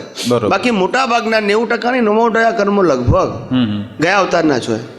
ગયો અવતાર એટલે આના પહેલાનો અવતાર નહીં માનવાનો. ગયો અવતારનો મતલબ ગયો મનુષ્ય અવતાર. આ બધું ક્લિયર કરવાનું, કારણ કે કર્મ ક્યારે બંધાય? મનુષ્ય અવતાર. હવે તમારો ગયો અવતાર દેવલોકમાં હોય, નરકલોકમાં હોય તો ગયો અવતાર કહેવાય? ના કહેવાય. એટલે આપણે મનુષ્ય. ગયો અવતાર આપણું એટલે કોન્સેપ્ટ ક્લિયર હોવો જોઈએ. ગયો અવતાર એટલે ગયો મનુષ્ય અવતાર. એની વચ્ચે બીજા 4 થઈ ગયા તો એ ગણવાના નહીં મનુષ્ય સિવાય. પણ આપણે જ્યારે ગયો અવતાર કહીએ છીએ ત્યારે મનુષ્ય જ ધ્યાનમાં તો હોય છે, બીજી યોની તો ધ્યાનમાં હોતી એમ નથી. નહીં, એટલે આ કોન્સેપ્ટ ક્લિયર હોવો જોઈએ. હા, મારો એ કહેવાનો મતલબ દર બરોબર. વખતે બોલવાની જરૂર ના નથી, હોય, બરોબર. સમજી જવાનું. કરેક્ટ. કોઈ આપણને એમ કે ભઈ ગયા અવતારનો દેવલોકનો હતો તો એને કર્મ ક્યારે બાંધ્યા, એવો પ્રશ્ન ના ઉભો થવો જોઈએ આપણે. ગયો અવતારનો મતલબ આગલો મનુષ્ય અવતાર. કમલેશ આનંદજી, જી. જય સચ્ચિદાનંદ. હવે દાદાએ આપતાવાણી 13ના પહેલા ભાગમાં મહાવીર સ્વામી વિશે બધી વાતો કરી છે. એક પૂતગલને જોવું, બરાબર, એના વિશે વાત કરી છે. દાદા ભગવાને એટલે સુધી કીધું છે કે મહાવીર સ્વામી એક પૂતગલને સ્વભાવથી જોતા હતા. હવે એના વિશે તમે અમને એક્ઝેક્ટ જ્ઞાતા દ્રષ્ટા જોવાનું કયા આધારે છે? મૂળ પ્રકાશમાં વચ્ચેવાળો ભાગ જોવે છે એ વખતે એની માન્યતામાં શું હોય છે? પ્રકૃતિનો ભાગ છે, પ્રકૃતિના ભાગમાં જ્યારે ભળી જાય છે ત્યારે પણ શું થાય છે? બધી આખી વાત કરો. મહાવીર નિરંતર એક પૂતગલને જોતા હતા. એક પૂતગલ એટલે શું? હા, બરાબર. બધાને લાગે કે એક પૂતગલ એટલે શું? આ એક શરીરને જોતા હતા? ના, એક પૂતગલ એટલે એક શરીર નહીં. પૂતગલ પરમાણુનું બનેલું છે. ફિઝિકલ બોડી એ પૂતગલોનો બનેલો છે. બરાબર. પૂતગલોનો સમૂહ, એ બરાબર. સમૂહને ભોગવટા કરવાનું સાધન એને આ દેહ કહેવાય. બરાબર. એટલે પૂતગલને જોવું એટલે પૂતગલની અવસ્થા રૂપે ના જોવું. શું કીધું? અવસ્થા રૂપે નહીં જોવા. ના, એમને તો સ્પષ્ટ વેદન હોય. અવસ્થા જોવાનું કોઈ કારણ નથી ને. કોઈ કારણ એમને નથી. કઈ પ્રતિક્રમણ કરવાનું નથી, કોઈ સામાયિક કરવાનું નથી, કશું કોઈ કરવાનું પુરુષાર્થ નથી. કરવાનું નથી. એટલે એવી રીતે ભગવાનની દ્રષ્ટિ આ મન વચન કાયાના સંજોગો ઉપર હોય નહીં. બરાબર. તો શું જોતા હતા ભગવાન? એક પૂતગલ એટલે તો કે ભગવાન કહેતા હતા કે ગમે તેવા સંજોગો અને આવે તો એ બધા જ સંજોગોમાં રહેલું જે પૂતગલ તત્વ છે, જે ચાર્જ થયેલું, ચાર્જ થયેલું. જે અત્યારે ડિસ્ચાર્જ થાય છે, હા. પૂરણ થયેલું ગલન થવું, ગલન થવું. એનું નામ પૂતગલ કહેવાય. બરાબર. એ પૂતગલ એટલે એક જ સ્વભાવનું છે. એક જ સ્વભાવનું છે. દુઃખ આવે કે સુખ આવે, ગમતા સંજોગો આવે કે ના ગમતા સંજોગો આવે, સંસારના સંજોગો હોય કે ત્યાગના સંજોગો હોય, પણ પૂતગલ એક જ સ્વભાવનું છે. પૂરણ કરેલું ગલન થવાનું. થાય છે. આમાં આજે કોઈ પુરુષાર્થ છે નહીં, બધું discharge જ માત્ર છે. પરિણામ. બરાબર. શું કીધું? માત્ર પરિણામ જ. શ્રીમદ રાજચંદ્રએ પોતાની આત્મસિદ્ધિમાં લખ્યું, રજકણ કે રિદ્ધિ વૈમાનિક દેવની. શું કીધું? રજકણ કે રિદ્ધિ વૈમાનિક દેવની સર્વે માન્યા પૂતગલ એક સ્વભાવ જો. સ્વભાવ. હા. સમજાય છે? સાચી વાત. સર્વે માન્યા પૂતગલ. પૂતગલ એક સ્વભાવ જો. બધી જ અવસ્થાઓના પૂતગલ એક જ સ્વભાવના છે. બરાબર. અસરો ભલે જુદી જુદી હોય પણ સ્વભાવ એક જ છે. પૂરણ કરેલું જ ગલન થાય છે. આમાં કોઈ વિશેષતા છે નહીં. એટલે વિશેષ જ્ઞાનના ઉપયોગની કોઈ જરૂર ભગવાનને નથી. ભગવાન એવું કે જે આવે છે એ જવાનું છે, આવે છે એ જવાનું છે. પૂતગલ ના, આવે છે જવાનું છે એવું નહીં. આવે ને જાય છે એના સ્વભાવમાં છે. આપણે જે પુરુષાર્થ કરીએ એ પુરુષાર્થ ભગવાનને ના હોય. એ જે આવે છે એ જ જાય છે. આવે છે એ પણ સ્વભાવ છે અને જાય છે એ પણ, જેમ સંજોગ આવે છે એ પણ સ્વભાવ અને જાય છે એ પણ સ્વભાવ જ છે. આમાં કોઈ જગ્યાએ કોઈની સ્વતંત્રતા નથી, પરમાણુઓની સ્વતંત્રતા નથી, વ્યક્તિઓની સ્વતંત્રતા નથી, સાધનોની સ્વતંત્રતા નથી, કોઈની ચેતનની કે જળની પણ સ્વતંત્રતા નથી. બધું મિકેનિકલ ચાલે છે. કેવું ચાલે છે? આ અવસ્થાઓ બધી કેવી ચાલે છે? મિકેનિકલ, ઓટો મોડ છે. કેવી છે? સ્વામીજી, મહાવીર ભગવાન એક પૂતગલને જોતા હતા કહીએ. હવે અત્યારે આપણે પણ જે પુરુષાર્થ કરીએ છીએ, આપણે ઇનિશિએશન સમજો છે, સમજો કે કહીએ છીએ આપણે. તમે જે રીતે જુઓ છો એ જુદા પ્રકારનું હશે અમારા કરતા, એવું અમે માનીએ છીએ. આ હવે એ તો તીર્થંકર લેવલ પર હતા, કેવળ જ્ઞાન સ્વરૂપ હતા. તો એમની જોવાની રીતમાં છે, કારણ કે મહાવીર ભગવાનમાં એવું કહેવાય છે કે એ તો એમના પરમાણુને પણ જોતા હતા. એટલે એક પૂતગલને જોતા હતા તો પરમાણુ સ્વરૂપે જોતા હતા કે ડિસ્ચાર્જ થતા પરમાણુ, કે પછી પૂતગલને સ્વભાવ સ્વરૂપે જોતા હતા. પૂતગલ છે એ તત્વ નથી. નહીં. પૂતગલ અવસ્થા છે અને પરમાણુ તત્વ છે. પણ પૂતગલ ક્યારે કહેવાય? ગયા અવતારમાં કર્મ ચાર્જ કર્યું એ બરોબર છે. ત્યારે એને પૂતગલ કહેવાય. પણ એટલે હવે પૂતગલ એટલે પૂરણ થયું એટલે બીજા અવતારમાં શું થાય? ગલન થાય. એટલે ભગવાને એના સ્વભાવથી જોયું, અવસ્થાથી નહીં. તો પૂતગલનો સ્વભાવ જોવો એટલે કઈ રીતે જોવું? પૂતગલનો સ્વભાવ એક જ સરખો છે, દ્વંદ્વ વાળો નથી. નહીં, પણ પૂરણ કરેલું ગલન થાય, આ એનો સ્વભાવ. તો એમને ગલન આપણે અવસ્થાને જોઈએ છે એટલે રાગદ્વેષ થાય છે. ના ના, પણ પૂતગલને જ્યારે જોઈએ છે, પૂતગલ તો અવસ્થા વાળું જ છે ને. પૂતગલ ભલે અવસ્થા વાળું છે પણ એ સ્વભાવથી જોઈએ છે પૂતગલ. આપણે એટલે એને અચ્છા, એટલે સ્વભાવ ન્યુટ્રલ છે, એક જ સરખો છે અને અવસ્થાઓ બધી અલગ અલગ છે. હવે એટલે આ અલગ અલગ જુએ છે ત્યાં પઝલ છે, આપણે અને અત્યારે- સ્વભાવ જુએ ત્યાં પઝલ. આપણે જ્યારે શરૂઆત કરીએ છીએ આ પુરુષાર્થની, ત્યારે અવસ્થાઓને જોઈએ છે. તો કે મહાવીર ભગવાન એના સ્વભાવથી જોતા હતા. સ્વભાવ પૂતગલનો સ્વભાવ, હા, તો અવસ્થાનો સ્વભાવ નહીં, હા. પૂતગલનો સ્વભાવ. હા, તો પૂતગલનો સ્વભાવ એ જરા તમે ક્લિયર કરો કે એ એક પૂતગલનો સ્વભાવ કયો સ્વભાવ એટલે તમે મને સ્વભાવ સમજાવો ને એમનો. બીજા બધા સ્વભાવ આપને સમજાય છે. આ પૂતગલનો સ્વભાવ કીધું ને પૂરણ ગલન એનો સ્વભાવ છે. ને ગલન સ્વભાવ તો ભાઈ કેવી રીતે દેખાય છે, કેવી રીતે જોવાય છે? દેખાવાનું નથી. એ જે વસ્તુ આપણે અવસ્થા રૂપે જોઈએ છે એ જ્ઞાનીઓ અવસ્થા રૂપે નથી જોતા. તો અવસ્થામાંથી સ્વભાવ એ સ્વભાવ રૂપે જુએ છે. આપણે શું જોઈએ છે કે આ સંજોગ આવ્યો અને આ સંજોગ આટલો સમય રહ્યો, પછી એનો શું થયો, એન્ડ થયો. એ આપણે 3 ફેસીસમાં જોઈએ છે, જેને કાળ તત્વના આધારે ભૂત, ભવિષ્ય અને વર્તમાન કહેવાય. શું કહેવાય?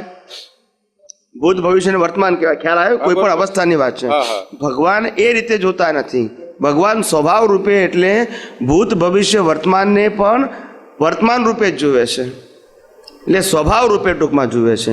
એ આવા 3 ફેસ પાડતા નથી, કારણ કે એમને જે અવસ્થાની અંદર રહેલા ભોગવટા છે એની સાથે કોઈ લેવા દેવા નથી. એમને તત્વ સાથે લેવા દેવા છે, વેદનીય કર્મ સાથે નહીં. હવે આત્માનો સ્વભાવ આપને સમજમાં આવે છે. એમના જે સ્વભાવો છે એ બધા આપને સમજમાં આવે છે. હવે આપણે અવસ્થાને જોઈને આપણે પુરુષાર્થ કરીએ છીએ. એટલે આપણો પુરુષાર્થ જુદો છે અને એમનો પુરુષાર્થ જુદો છે, કારણ કે એ સ્વભાવ જોઈ રહ્યા છે. હવે એમનો એ સ્વભાવ એકચ્યુઅલી આપણી દ્રષ્ટિમાં આવે, એ દ્રષ્ટિમાં આવતો નથી. કે પૂતગલનો સ્વભાવ, એ જે મહાવીર જે એને સ્વભાવથી જુએ છે એ અત્યારે દ્રષ્ટિમાં. હા, એટલે સ્વભાવનો મતલબ શું થાય કે અવસ્થાઓ ભોગવટાની ગમે તેવી હોય, જન્મની હોય, જીવનની હોય, મરણની હોય, કે જીવનની અંદર રહેલી અલગ અલગ પ્રકારની અવસ્થાઓ હોય, વ્યક્તિ સાથે, પદાર્થો સાથે. સમજાય છે ને? ભોગવટાની શેની અવસ્થા? એ બધાની અંદર પણ જે પૂતગલનો સ્વભાવ છે એ કોમન છે. પૂરણ કરેલું જ ગલન થાય છે. આનાથી વિશેષ કાંઈ નથી. કોઈ પણ અવસ્થાનું કોમન રીઝન. કયું રીઝન? પણ ના, એ પૂરણ કરેલું ગલન તો બહુ જારી ભાષા છે. હું એમ કહેવા માંગુ છું, આ જે મહાવીર જે જોઈ છે એ એની દ્રષ્ટિ એવી ઝીણી છે કે એવું કહેવા માંગુ છું, એ સ્વભાવ જોવો એ અત્યારે એવી જારી દ્રષ્ટિથી ના દેખાય. એટલે અત્યારે કદાચ મને એવું લાગે છે કે હજુ મને ત્યાં પહોંચતું જ નથી. બીજું બધું પહોંચે તો છે, પણ આ અવસ્થાવાળું બરોબર છે, દેખાય, એ સમજાયા કરે છે આપણને. પણ આ સ્વભાવથી જોવું એ કયો સ્વભાવ? એટલે ખબર પડે. તમને જે આટલું લાગ્યું ને કે આ જાડી ભાષા છે અને ઝીણી ભાષા છે, તો તમને સમજાવું એટલે ખ્યાલ આવે કે ઝીણી ભાષા કોને કહેવાય? કે અવસ્થાના ડિટેલિંગમાં ગયો માટે. શેમાં ગયો? અવસ્થાના ડિટેલિંગમાં. અવસ્થાના ડિટેલિંગમાં ગયો. આને મારું અપમાન કર્યું, આ શબ્દ બોલ્યો, મારી કોઈ ભૂલ નથી તોય બોલ્યો. સમજાય છે? એ મારો છોકરો થઈને મને કહી ગયો, વગેરે વગેરે. ટૂંકમાં ડિટેલિંગ કહેવાય. શું કહેવાય? એ ઝીણી ભાષા કહેવાય. પણ એ ઝીણી ભાષા કોને હોય? અજ્ઞાનીઓને. કોને હોય? કારણ કે એને પુરુષાર્થ કરવાનો બાકી છે. આ લેવલથી પાર થવાનું છે. શું થવાનું છે? સમજાય છે? એટલે એના માટે લૌકિકમાં ઝીણી ભાષાની જરૂર છે. હજુ પ્રતિક્રમણે કરવાના છે અને સામાયિકે કરવાના છે. ભગવાનને આ બધું કશું ના હોય. એટલે એમની ભાષા કેવી હોય તો કે આ કુદરત કયા સિદ્ધાંત ઉપર આ અવસ્થાઓ જીવને આપે છે એનું રૂટ જાણે. શું જાણે? અવસ્થાના ભોગવટાને ના જાણે. અવસ્થામાં કઈ વ્યક્તિએ શું ભોગવટો આપ્યો, કયા સાધનથી શું ભોગવટો થયો, એની ડિટેલિંગમાં ના હોય. ખ્યાલ આવી ગયો? એ ઝીણી ભાષામાં ના જાય. આપણે જઈએ એમાં. નહીં. હવે એક મિનિટ સ્વામીજી, એમને સામાયિકમાં ઊંડાણ નહીં ઉતરવાનું, પ્રતિકોમાં ઊંડાણ નહીં, એ ઝીણું નહીં કરવાનું. એમને શબ્દોથી પુરુષાર્થમાં જવું એ તો એ જુદી વાત થઈ. પણ મહાવીર ભગવાનનો પુરુષાર્થ તો દ્રષ્ટિનો જ છે. એના એ દ્રષ્ટિના પુરુષાર્થમાં જ એને સ્વભાવ સમજમાં આવે છે. અધરવાઇઝ દ્રષ્ટિના પુરુષાર્થ વગર સ્વભાવ સમજમાં આવી જ ના શકે. પણ દ્રષ્ટિમાં જ આવે છે ને. પુરુષાર્થ દ્રષ્ટિથી થાય ને. નહીં, પુરુષાર્થ દ્રષ્ટિથી થાય છે. એટલે એમને પુરુષાર્થ ના હોય, એમની પુરુષાર્થની અંદર સ્વભાવ હોય. શું હોય? એમને પુરુષાર્થ ના હોય, સ્વભાવથી સ્વભાવ જ જુએ. એટલે હા, સ્વભાવ પુરુષાર્થમાં હોય. એમનો પુરુષાર્થ, આપણે જે બોલીએ છીએ પુરુષાર્થ શબ્દ, એવો પુરુષાર્થ એમને હોય નહીં. એમનો પોતાનો સ્વભાવ એ આ અવસ્થાનો પૂતગલનો સ્વભાવ જ જુએ. પૂતગલની અવસ્થા ના જુએ. કારણ કે એમને સ્પષ્ટ વેદન થઈ ગયું છે. અચ્છા તો હવે સ્પષ્ટ વેદનની અંદર પ્રકૃતિની અવસ્થાઓ જોવાનો ગુણ નથી. પ્રતિષ્ઠિત આત્મા હોય તો જ અવસ્થાને જોઈ શકે. એટલે અચ્છા આપણ ના જુએ એમ કહું છું એ. સ્વામીજી પણ એટલે તો આપણે પુરુષાર્થ છે ને. એમને આ પુરુષાર્થ હોય જ નહીં, એનાથી બિયોન્ડ થયા છે. શું થયા છે? આપણે દાખલો આપું તમને હવે આ કેવળ જ્ઞાન કે એક મિનિટ, આપણે દાખલો આપું કે તમે કોઈ પણ સામાન્ય વ્યક્તિ દુઃખ દર્દ વાળી જુઓ તો તમને દયા આવે. બરાબર છે? સામાન્ય વ્યક્તિને દયા આવે એને દુઃખ દર્દ જોઈને, ભલે એને હેલ્પ કરી શકે કે ના કરી શકે. એ વિચારે કે આ માણસ કેવું બચારો મુશ્કેલીમાં છે, એને ખાવા મળતું નથી, આટલું બધું પેઇન થાય છે એને. ખ્યાલ આવ્યો કેવી ગંદકીમાં એ રહે છે. ઝુંપડપટ્ટીની બહાર ગંદકી જુઓ તો આપણને ખ્યાલ આવે કે હવે ગંદકીમાં રહે છે, એટલે આપણને જોઈને દયા આવે. હેલ્પ થાય કે ના થાય એ પછીની વસ્તુ છે, દયા આવે. બરાબર છે? પણ જ્ઞાની બિયોન્ડ હોય એને દયા ના આવે. નહીં એ તો દયા એ ઝીણું કાઢતા નથી, પણ જરૂર જ નથી એમને. એ દયા વાળો ભાગ એમને કરુણા હોય. સ્વામીજી તો દયા બતાવે હું ને તમને દાખલો આપું છું, ખાલી ઝીણી અને જાડી વાતનો ડિફરન્સ બતાવું છું. આ બધું અચ્છા. શું બતાવું છું? હા, હા. પહેલા એ દાખલો આપ્યો ઝીણી ને જાડી વાતનો, અને અત્યારે દાખલો આપું છું ઝીણી અને જાડી વાતનો. ભગવાનને આવું ઝીણું હોય નહીં, એમ જ્ઞાનીઓને પણ આવું ઝીણું હોય, એનાથી બિયોન્ડ થઈ ગયા હોય. ઝીણું કોને હોય? વધારેમાં વધારે ઝીણું કોને હોય?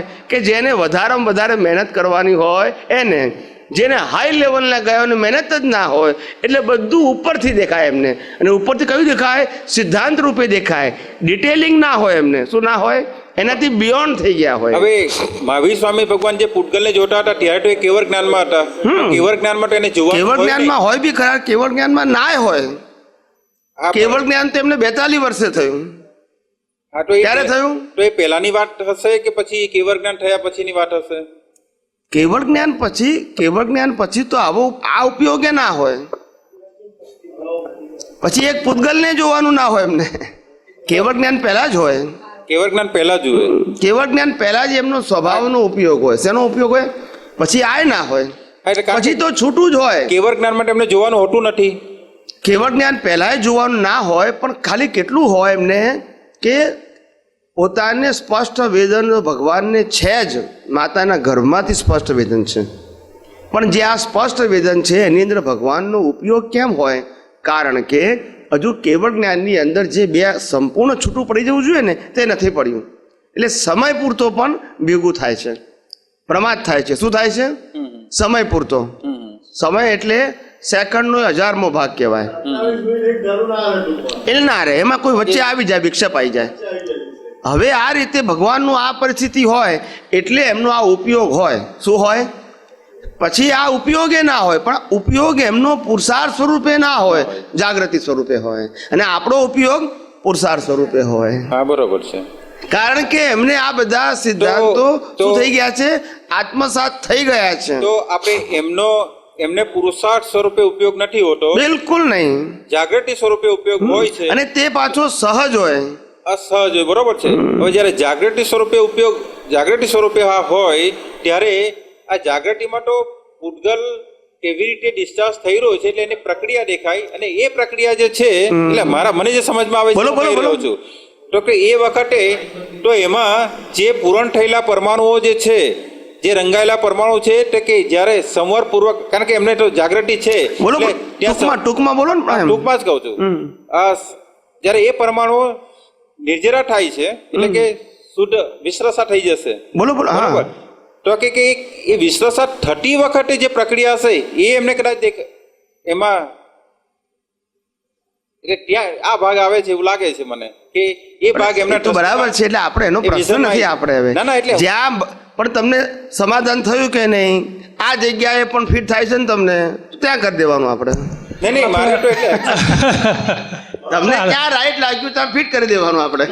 મારે તો ફક્ત કે એની જાગૃતિમાં ટૂંકમાં એમને વસ્તુ છે. ભગવાન જે છે એ પોતાની સ્વભાવ દશામાં આવી ગયા છે. કેવળ જ્ઞાન ના થયું હોય તોય સ્વભાવ દશામાં છે. બરોબર. અને એ કોઈ પણ અવસ્થાના સ્વભાવને જોઈ શકે, અવસ્થાના ડિટેલિંગને જોઈ ના શકે. કારણ કે એના માટે જાગ્રત પ્રતિષ્ઠિત આત્મા જોઈએ, ને ડિસ્ચાર્જ પ્રતિષ્ઠિત આત્મા સાથે ભગવાનને કોઈ લેવા દેવા નથી. બરોબર છે. ખ્યાલ આવી ગયો? પણ એટલે આ તો- એટલે એ તો કો રિલેટેડ છે. શું પોઈન્ટ છે? એવો છે કે ભગવાન એમનો પૂતગલને જ જોતા હતા. તમે કહ્યું કે એટલે સ્વભાવને પૂતગલ જોતા શબ્દને હતા. પૂતગલ શબ્દને જૈન પરિભાષામાં શરીર ઉપર લઈ ગયા ત્યારથી પઝલ થઈ ગયું. આખો વિષય પર જે વાત પૂછીશું અને અત્યારે જે તમે ના વાત તો બરોબર જ. ના પ્રશ્ન એમનો છે ને એમ કે છે. તમે નહીં વાત તમે જે વાત હતી જે આપણો પ્રશ્ન એવો હતો કે દાદા ભગવાને જે વાત કરી છે કે મહાવીર સ્વામી એક પૂતગલને જોતા હતા. હવે આપણા જે મહાત્માઓ છે જે દ્રષ્ટિ પ્રાપ્ત થઈ છે તે લોકો એક પૂતગલને એટલે કે પ્રકૃતિને કઈ રીતે જોવે છે અને મૂળ આત્માના ગુણોની ભજના કઈ રીતે કરે છે અને એમણે મૂળ આત્મા તરફ જવા માટે કઈ રીતે પુરુષાર્થ કરવો કે જેથી કરીને પ્રકૃતિની કોઈ પણ અસરોમાં એ મુક્ત રહે. બરાબર. મારો પ્રશ્ન આ હતો. હવે એમાં એમણે સ્વભાવની વાત કરી. હવે 30 વર્ષથી 42 વર્ષ સુધી તો એમને કેવું હોય પ્રી ડિસાઇડેડ જ હોય કારણ કે કેવળ જ્ઞાનની તારીખ તો નક્કી છે બરાબર.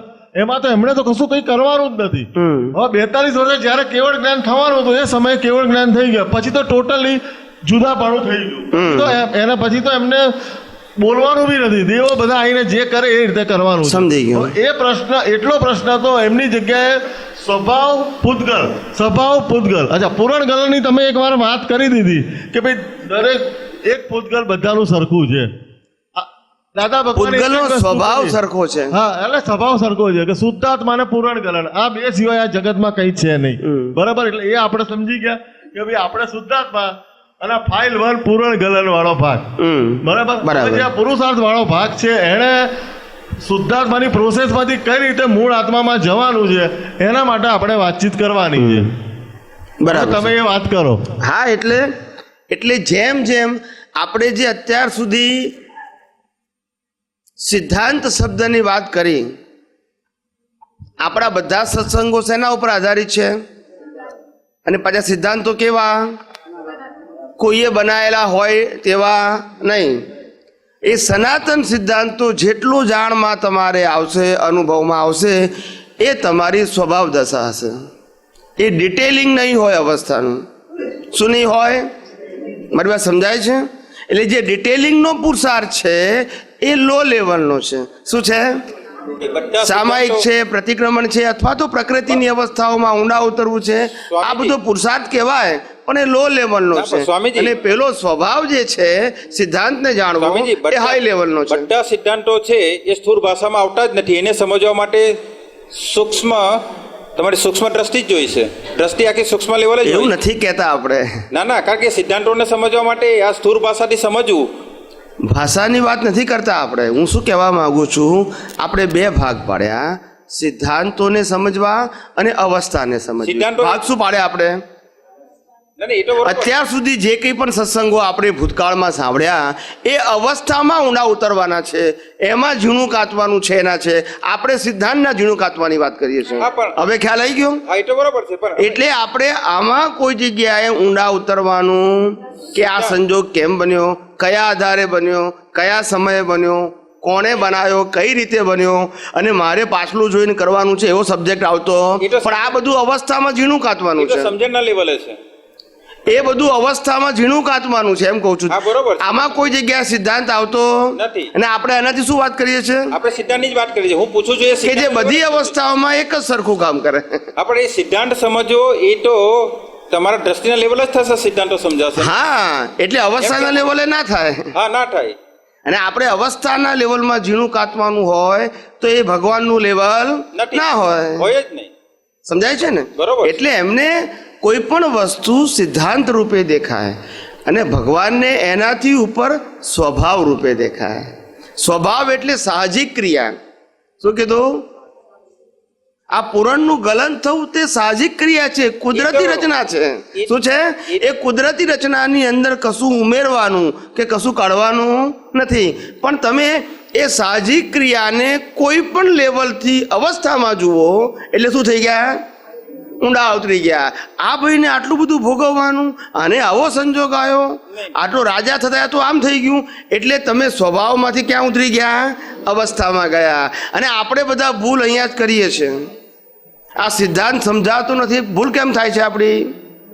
ના અવસ્થા માત્ર સિદ્ધાંતમાં તો અવસ્થા માત્ર કુદરતી રચના છે, જેનો કોઈ બાપોય રચના નથી અને તે વ્યવસ્થિત છે. હવે આ સિદ્ધાંત છે, હવે આ સિદ્ધાંત છે એ સનાતન છે. એ સિદ્ધાંતમાંથી તમે જો અવસ્થામાં ઊંડા ના ઉતરો તો ડિટેલિંગ આવે જ નહીં, બરોબર છે, આવતું જ નથી. તો ત્યાં સમાધાન હોય જ, સમાધાન કરવાનું ના હોય. પણ આપણે એનાથી નીચે ઉતરીએ તો સમાધાન ના હોય. પણ હવે આ જે વાક્ય જે છે યાર, ડિટેલિંગ એ તો અવસ્થાની વાત થઈ ગયા એમ, એટલે ડિટેલિંગ અવસ્થામાં આવે છે. પણ જ્યારે આપણે પુરુષાર્થ કરીએ છીએ, હવે કે અવસ્થા માટે કુદરતી રચના છે, તો એને તો મારે દ્રષ્ટિથી એપ્લાય કરવાનું છે. ત્યાં તો દરેક સિદ્ધાંતો દ્રષ્ટિથી જ એપ્લાય થાય છે ને, દ્રષ્ટિથી એપ્લાય થાય છે ત્યાં ડિટેલિંગ હોતું જ નથી. ત્યાં તો ફક્ત જોઈ જ લેવાય છે એમ મારું કેવું છે. એટલે એ જે જોઈ લેવાય જે છે, તો તેવી રીતે આ જે પૂતગલની વાત થતી હતી, તો કે એને સ્વભાવથી જોવા, અત્યારે મારા માટે નવી વાત આવી કે સ્વભાવથી જોવું, તો કે એ સ્વભાવથી કેવી રીતે જોતા હતા, એનો સ્વભાવ શું છે કે મારા દ્રષ્ટિમાં આવી શકે, એ હું પૂછવા માંગતો હતો. એટલે આ રીતે તમારે આગળ વધવાનું પણ નહીં, વધવાની રીત તો બરોબર છે, તમે દેખાડી એ તો બરોબર છે. આમાં બીજું કોઈ તમારી પાસે દર્શન હોય તો તમે અમને કહી શકો, એટલા માટે આ કીધું એ જ દર્શન છે. અત્યારે તમે એક પૂતગલની વાત કરશો એટલે બધે ઠેકાણે શરીરની જ વાત આવે છે, એ તમને ખબર છે? નહીં, એ તો ખબર છે. તો એનાથી આ વાત કરી તો પછી ખ્યાલ ના આવ્યો કે સ્વભાવની એટલે આપણે પૂતગલની વાત કરી, શરીરની વાત ના કરી? જુદું પડ્યું કે ના પડ્યું? સહેજ અહીંયા સહેજ ઇન્ટરફિયર કરું. અર્થમાંથી મર્મમાં આયા કે ના આયા? એ તો બરોબર છે. હવે મર્મમાંથી અનુભવમાં જવાનું છે.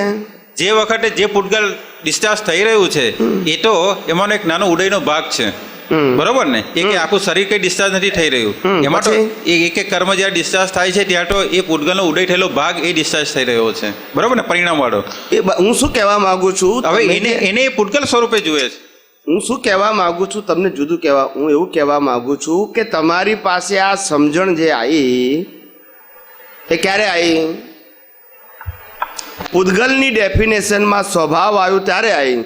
જ્યારે શરીરને જ પૂતગલ તરીકે જોવાની તમારી પાસે સમજણ હતી ત્યારે આ સમજણ નથી આવી તમારી પાસે. આ બધા તમે પાછળનું પિક્ચર જુઓ, તમને ખ્યાલ આવે કે તમારી સમજણ શું હતી પહેલા, તો તમને ખ્યાલ આવે કે આપણે હતા એમાંથી આપણે ક્યાં આવ્યા છે. નહીં, એ આયા છે, બરોબર. તો પછી આપણે કેમ કે નહીં પાછલું છે, પાછલું નથી, આગળનું જ છે. તમે માઇનસ કરવા માટે કીધું, માઇનસ થયું છે, હવે આગળનું જોઈ રહ્યા છે કેવાનું. એટલે તો હું તમને કહું છું કે આગળ છીએ જ આપણે, હવે એનાથી આગળ અનુભવમાં જવાનું છે. કારણ કે અંદર કંઈક પહોંચે છે અને સવાલ ઊભો થાય છે, એટલે તમને પૂછાય છે કે આ શું છે, આ સ્વભાવ. તમને પ્રશ્ન ઊભો થાય છે એનો આપણને વાંધો નથી, પણ હું શું કહેવા માંગુ છું કે પ્રશ્નનો જે જવાબ છે એ જવાબની અંદર અને અનુભવની અંદર વચ્ચે પુરુષાર્થ છે, બીજું કશું નથી. હવે તમે અત્યારે અનુભવની વાત તમે જવાબમાં માંગો છો, ના સમજાય છે, એ ના આવી શકે, એ અનુભવ કરવો પડે. ભગવાન કહે છે મને કેવળ જ્ઞાન થઈ ગયું, આત્માનું સ્પષ્ટ જ્ઞાન થઈ ગયું, તો પેલો કે સમજાવો, તો ભગવાન કે અનુભવ કરો, બસ. ભગવાન સમજાવાય નહીં, પણ કહે છે કે આ અનુભવવાની, એટલે કહે છે કે આત્મા વ્યક્ત થઈ શકે એવો નથી. એટલે કે આધ્યાત્મ માર્ગની અંદર જે વ્યક્તિને અનુભવ થાય એ અનુભવનું લેવલ સનાતન સિદ્ધાંત રૂપે હોવાથી કેટલું વ્યક્ત થાય? જે પ્રક્રિયાનો અનુભવ થયો હોય તેનું વર્ણન થાય, અનુભવનું વર્ણન થાય નહીં. એટલે દાદા ભગવાને પોતે જ જાતે કહ્યું આપતા સૂત્રમાં કે અમે તમને આપીએ છીએ તે જ્ઞાન નથી, તમને અનુભવ થાય તે જ્ઞાન. એટલે મહાત્માએ પ્રશ્ન પૂછ્યો કે તમે આપો એ જ્ઞાન નહીં, તો કે આ તો અમારો અનુભવ. એટલે કહેવાનો મિનિંગ એવો જવાબ ક્યાં આવ્યો પાછો? આપણે અનુભવ કરવાનો, એટલે એનું ડિટેલિંગ કર્યું નહીં. એટલે હું એવું સમજુ છું. ના સ્વામીજી, એક મિનિટ સ્વામીજી, યાર બેન એક મિનિટ જરા ઉભા રહો. સ્વામીજી, એટલે હું અત્યારે એવું સમજ્યો છું કે જે અનુભવ કરવાની વસ્તુ છે એ શબ્દોમાં તમારાથી ત્યાં શબ્દોમાં આવી શકે એવું નથી, એની પ્રક્રિયા અનુભવ જ કરવું પડે. જ્ઞાની પુરુષના જ્ઞાનથી પ્રક્રિયામાં આવો. શેમાં આવો? આ પ્રક્રિયા, બરોબર. પછી જે અનુભવ થાય એ વ્યક્ત ના થાય, પ્રક્રિયા વ્યક્ત થાય. દરેક જ્ઞાનીએ પોતાનો જે અનુભવ એક્સપ્લેન કર્યો છે એ ખાલી પ્રક્રિયા છે, અનુભવ નથી. એટલે આ બરોબર છે. દાદાએ આપણને જે બરોબર. સમજાય છે મારી હા વાત? બરોબર. ભગવાને કહ્યું કે અમે વિતરાગ કઈ રીતે રહ્યા તો એની મેથડ બતાવી, પણ વિતરાગતાની વ્યાખ્યા ના કરી. કારણ કે આ પ્રયોગ જ પરિણામ લાવે છે. શું લાવે છે? સમજાય છે મારી વાત? હવે પરિણામને ના એક્સપ્લેન કરાય, પણ પ્રયોગને કરાય. અને પ્રયોગ દરેક વ્યક્તિના સરખા હોય નહીં, રિઝલ્ટ સરખું હોય તો પણ. બરોબર. શું કીધું? બધા જ તીર્થંકર, સાંભળજો બરાબર આ ધ્યાનથી વાત, બધા જ તીર્થંકરોની વાણી અલગ અલગ હોય, એ પણ અનુભવ બરોબર. એક જ. બરોબર. બધાએ વિતરાગતાની વાત કરી છે, પણ વાણીમાં કેવી હોય? અલગ અલગ. ભગવાન આવું કેમ? મહાવીર જુદું કે વિતરાગની વાત, ઋષભદેવ જુદી કે આવું કેમ? તો મને જે અનુભવ થયો એવું કહું ને હું તમને કહેશે. હવે સમજી ગયા. એટલે જે પ્રક્રિયાથી અનુભવ થયો હોય એ તમને વ્યક્ત કરે, એ પ્રોસેસને કહે છે. શું કહે છે? એક્સપિરિયન્સ ના કહી શકે, પ્રોસેસનું રિઝલ્ટ એ. એટલે અમે પહેલાં કીધું કે જ્ઞાની પુરુષથી દાદા ભગવાને આપણને જે કહ્યું કે ભાઈ આ જગત વ્યવસ્થિત છે, તો વ્યવસ્થિત એ તો રિઝલ્ટ છે, એની પ્રક્રિયા એ પુરુષાર્થ છે.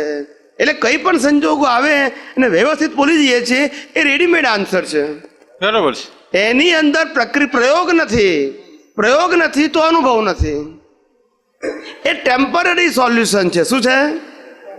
જ્ઞાની પુરુષે આપેલા જવાબનું ઉપયોગ કરવાથી ટેમ્પરરી સોલ્યુશન મળે, પણ એ તમારો અનુભવ સિદ્ધ પ્રયોગ નથી.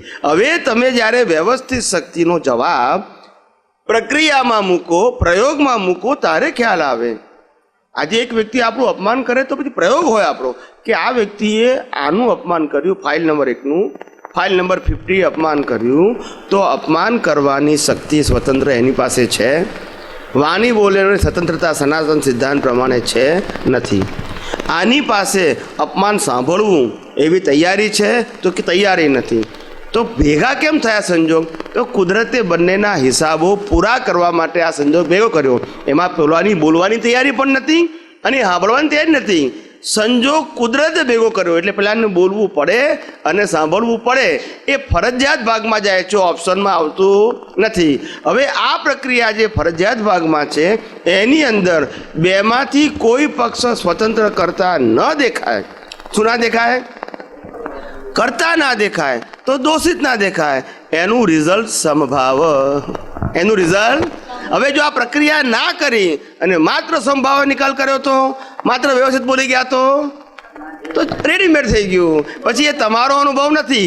હવે જ્યારે તમે કોઈ પણ વસ્તુ જ્ઞાનીનું વાક્ય રેડીમેડ બોલતા હોય અને રેડીમેડ જ ઉપયોગ કરતા હોય અને પછી જ્યારે તમે એક્સપ્લેન કરો કોઈને પણ તમારો અનુભવ, તો રેડીમેડ જ જવાબ નીકળે બધા. એટલે આ પ્રક્રિયા આવે જ નહીં કોઈ જગ્યાએ. રેડીમેડ જવાબથી તમે જે આ જ્ઞાનીઓ જે અનુભવ કરવાની વાત કરે છે ને, જેને અનુભવ કહે છે એ થઈ શકે નહીં. પ્રક્રિયામાં ઉતરવું તો પડશે જ બધાએ. તો એ જ અનુભવ વ્યક્તિગત છે. અને જે અનુભવ થાય એને અનુભવ કહેવાય. બરોબર. એટલે આ એ વાત બરાબર છે. આ વ્યક્તિગત વસ્તુ છે. શું છે? એટલે આ વસ્તુ આત્મા સમજવા જેવી છે કે શબ્દોનો ઉપયોગથી ફક્ત એ જે આ જે રેડીમેડ આન્સરો જે છે તેના એ ઉપયોગથી અનુભવ નથી થતો. આ જે વાત આ ક્લિયર કરી નાખે, મીન્સ સમજી લેવા જેવી વાતો છે. એને એ પ્રક્રિયા કે કેવી રીતે આ શબ્દ આવ્યો છે, પરિણામ વાળો શબ્દ, બરાબર. એ અંદર ચાલો ઊંડા ઉતરીને સમજવા જેવું છે. સરસ સરસ વાંધો નહીં. એટલે જીવનની અંદર આપણે બધાએ જે આપણું જે જીવન છે આપણું, એ જીવનની અંદર ખાસ ધ્યાન રાખવાનું કે આપણે અર્થમાંથી મર્મમાં જવું છે, પ્રક્રિયામાંથી પ્રયોગમાં જવું છે. શું કીધું? પ્રક્રિયા એટલે ક્રિયા. ક્રિયામાંથી ક્યાં જવું છે? પ્રયોગમાં જવું છે. અર્થમાંથી મર્મમાં જવું છે અને થિયરીમાંથી સિદ્ધાંતમાં જવું છે. અર્થમાંથી મર્મમાં જવું છે એનો એક દાખલો આપો કે કઈ રીતે કે અમને સમજણમાં આવે કે અર્થમાંથી આ અર્થ છે અને આમાંથી આ રીતે મર્મમાં જવાય છે. આ ગાય છે, આપણને દેખાયું ને, આ ગાય છે એ અર્થ છે અને આ ગાયની અંદર શુદ્ધાત્મા છે એ મર્મ છે. અર્થ ખ્યાલ આવ્યો ને? અર્થ ચર્મ ચક્ષુથી દેખાય, મર્મ જ્ઞાન ચક્ષુથી દેખાય. જ્ઞાન ચક્ષુ અને ચર્મ ચક્ષુ બે કેવા છે? જુદા છે. આખું જગત ચર્મ ચક્ષુથી જોઈ શકે, જ્ઞાન ચક્ષુથી દ્રષ્ટિ વાળો જોઈ શકે. પણ એમાં તો આપણું એક જ્ઞાન વાક્ય છે જ, મન વચન કાય ઇન્દ્રિય પ્રત્યક્ષ છે, હું અતિન્દ્રિય પ્રત્યક્ષ છું. તો કે એ અતિન્દ્રિય આમાં અનુભવના લેવલ પર અતિન્દ્રિયની જ વાતો આવે છે અને ત્યાં એ જ લેવલ આવે છે ને. હા એટલે તમે જે પણ એ અનુભવ કરવાનો છે. હા, પણ એ વાત આવે છે પણ અનુભવ નહીં નહીં, કરવાનો. પણ એ ત્યાં જ મર્મની વાત કારણ કે આવી ને. એમને વાત કરી એટલા માટે કરી કે એમને અનુભવ થયો. ના પણ ત્યાં જ મર્મની વાત આવી ને, હા એમ કહેવા માંગુ છું. એમને જે વાત કરી એ એમના અનુભવ પ્રમાણથી આપણને કહી. હવે આપણે એને અનુભવ પ્રમાણ કરવાનું બાકી રહ્યું. જવાબ તો મળી ગયો, બરોબર છે. એમના અનુભવના આધારે જવાબ મળી ગયો, પણ અનુભવ પ્રમાણ આપણું પોતાનું બાકી રહ્યું, જેને આપણે પુરુષાર્થ કે ઉપયોગ કહીએ છીએ કે દ્રષ્ટિ કહીએ છીએ. બરોબર સમજાય છે? અને એ પ્રક્રિયા બધાની અને- કેવી હોય? અલગ અલગ અને હોય. એ મર્મ સમજવા વગર દ્રષ્ટિનો ઉપયોગ વગર ના થઈ શકે અને એ એવું મને બધાની લાગે છે. એ બધાની કેવી હોય? અલગ અલગ હોય. હા બરોબર છે, એ તો અલગ અલગ હોય જ. એટલે આપણે કોઈને એમ કહીએ કે આમ જ કરવાનું તો તને આવું થશે, એવું ના બને. ખાલી મેથડ બતાવવાની, પ્રયોગ બધાના અલગ અલગ હોય, રિઝલ્ટ આવવું જોઈએ. શું કીધું? હા ખ્યાલ આવી ગયો? મને સંભાવ રહે પછી પ્રક્રિયા હું ગમે તે કરું એ મારી વ્યક્તિગત વસ્તુ છે, પણ સંભાવ રહ્યો ને તો મારી પ્રયોગ સાચો. પછી તમે એમ કહો કે આમ કરવાથી જ સંભાવ આવવો જોઈએ તો એ સાચું નહીં, એ ટ્રેડિશનલ કહેવાય. શું કહેવાય? નહીં નહીં, આમાં આમ કરવાથી એવું તો આવે નહીં, પણ એ તો બરોબર છે. એટલે આટલું ખાલી સમજવાનું આપણે. જય સચિદાનંદ. બોલો. આજે સુંદર સંવાદ ચાલતો હતો એટલે આત્મ સંબંધી અને પૂતગલ સંબંધી જે વિચારણા થતી હતી, હવે તો આપણે હવે બીજો પૂતગલ સબ્જેક્ટ લો. હવે ના એ જ લઉં છું. એ પૂતગલના સ્વભાવને જો આપણે સહેજ સૂક્ષ્મતાએ વિશ્લેષણ કરીએ ને તો આના જવાબો બહુ સહેલા છે. ના, જવાબોનો પ્રશ્ન નથી આમાં. પૂતગલની રચના, પૂતગલ ક્યારે બને છે? પરમાણુ વત્તા બીજા તત્વો વત્તા અજ્ઞાન, અદર્શન અને મોહ, આના કોમ્બિનેશનને જ આપણે સ્કંદ પૂતગલ કહીએ છીએ. હવે ત્યાં જોવાનું એટલે શું? જે જોવામાં આપણે દરેક વખતે જે મૂંઝવણ થાય છે, આપણી જોવાની ટેવ એ વિશેષતા એ કરીને છે. એટલે આપણે જ્ઞાન અજ્ઞાનની જે મહેનત કરીએ એના બદલે જો દર્શનની મહેનત કરીએ ને તો રસ્તો બહુ સહેલો છે. કારણ કે ભગવાને પણ દર્શન ઉપયોગને વધારે મહત્વ આપ્યું છે એઝ કમ્પેર ટુ જ્ઞાન, કારણ કે જ્ઞાન તો પરિણામ છે. એટલે આપણે આપણી જે દ્રષ્ટિ છે અવસ્થા દ્રષ્ટિ, કે જેને જ વિશેષતાવાળી દ્રષ્ટિ કહેવાય, એ અજ્ઞાનને કારણે આપણને પૂતગલની રચનાને આધારે સહજતાથી દેખાય. અને પુરુષાર્થ ક્યાં પડેલો છે કે તો જગતને સામાન્ય ભાવે જોવું, જેને દર્શન ઉપયોગ કહીએ છીએ, જેને દાદાએ પહેલી બીજી આજ્ઞા તરીકે ડિસ્ટ્રીબ્યુટ કરી આપ્યું કે રિલેટિવ વ્યૂ પોઈન્ટ ને રિયલ વ્યૂ પોઈન્ટ. એ જ એક્ઝેક્ટલી જો આપણે દર્શન ઉપયોગને એક્ઝેક્ટ સમજી શકીએ કે ભાઈ શુદ્ધાત્માને પૂતગલ, શુદ્ધાત્માને પૂતગલ, આટલું જ જો જોઈ શકીએ તો અજ્ઞાનને ખાલી કરવું બહુ આસાન છે. પણ તો આપણે પહેલા એ જ વાત કરી કે ભગવાન મહાવીર પૂતગલને સ્વભાવથી જોતા હતા અને પોતે પોતાના પદમાં હતા અને અવસ્થાને સ્વભાવથી જોતા હતા, અવસ્થાને એની પ્રક્રિયાથી જોતા નહોતા. એટલે આ લેવલે હતા, એમને ડિટેલિંગ નહોતું કશું અવસ્થાનું. ખ્યાલ આવી ગયો? ડિટેલિંગ ના હોય એટલે રાગ ના હોય, દ્વેષ ના હોય, ગમો ના હોય, અણગમો ના હોય, ક્યારે શરૂ થયું ક્યારે પૂરું થયું એ સબ્જેક્ટ આવતો નથી. એટલે આ લેવલ છે એમનું. આપણે લેવલ કેમ આવ્યું તો કે એમને જગતને સામાન્ય ભાવે જોયું. હું આત્મા છું અને આ અવસ્થા છે એ પૂરણગલન સ્વભાવની છે. હવે એની અંદર એ અવસ્થા 1 દિવસ રહે કે 11 દિવસ રહે કે 11 મહિના કે 11 વર્ષ રહે, એ સબ્જેક્ટ ભગવાનનો નથી, એનાથી બિયોન્ડ ગયા છે. શું છે? ખ્યાલ આવ્યો? એટલે એમનું જેમ જેમ લેવલ હાઈ જાય કોઈ પણ વ્યક્તિનું, એમ એની જોવાની દ્રષ્ટિ સરળ થતી જાય, અઘરી ના થાય. આપણે એટલે એને જ આપણે ડેવલપમેન્ટ આપણે કોને કહીએ છીએ? દર્શનને ડેવલપમેન્ટ કહીએ છીએ. એટલે આ આખું જે ડેવલપમેન્ટ છે એ કોઈ પણ વ્યક્તિ જ્યારે પુરુષાર્થનું સબ્જેક્ટની વાત કરવામાં આવે છે ત્યારે એને દર્શન ઉપર જ ભાર મૂકવાનો હોય. એટલે આપણે અત્યાર સુધી જેટલા પણ સત્સંગ કર્યા એમાં ખાસ કીધું કે હું કોણ છું એમાં ઊંડા ઉતરવાનું નથી. આવું આપણે અનેક વખત કહી ચૂક્યા. પણ આ જગત કયા આધારે ચાલે છે એમાં જ આપણે ઊંડા ઉતરવાનું છે. અને તે સૈદ્ધાંતિક દ્રષ્ટિથી. કઈ દ્રષ્ટિથી?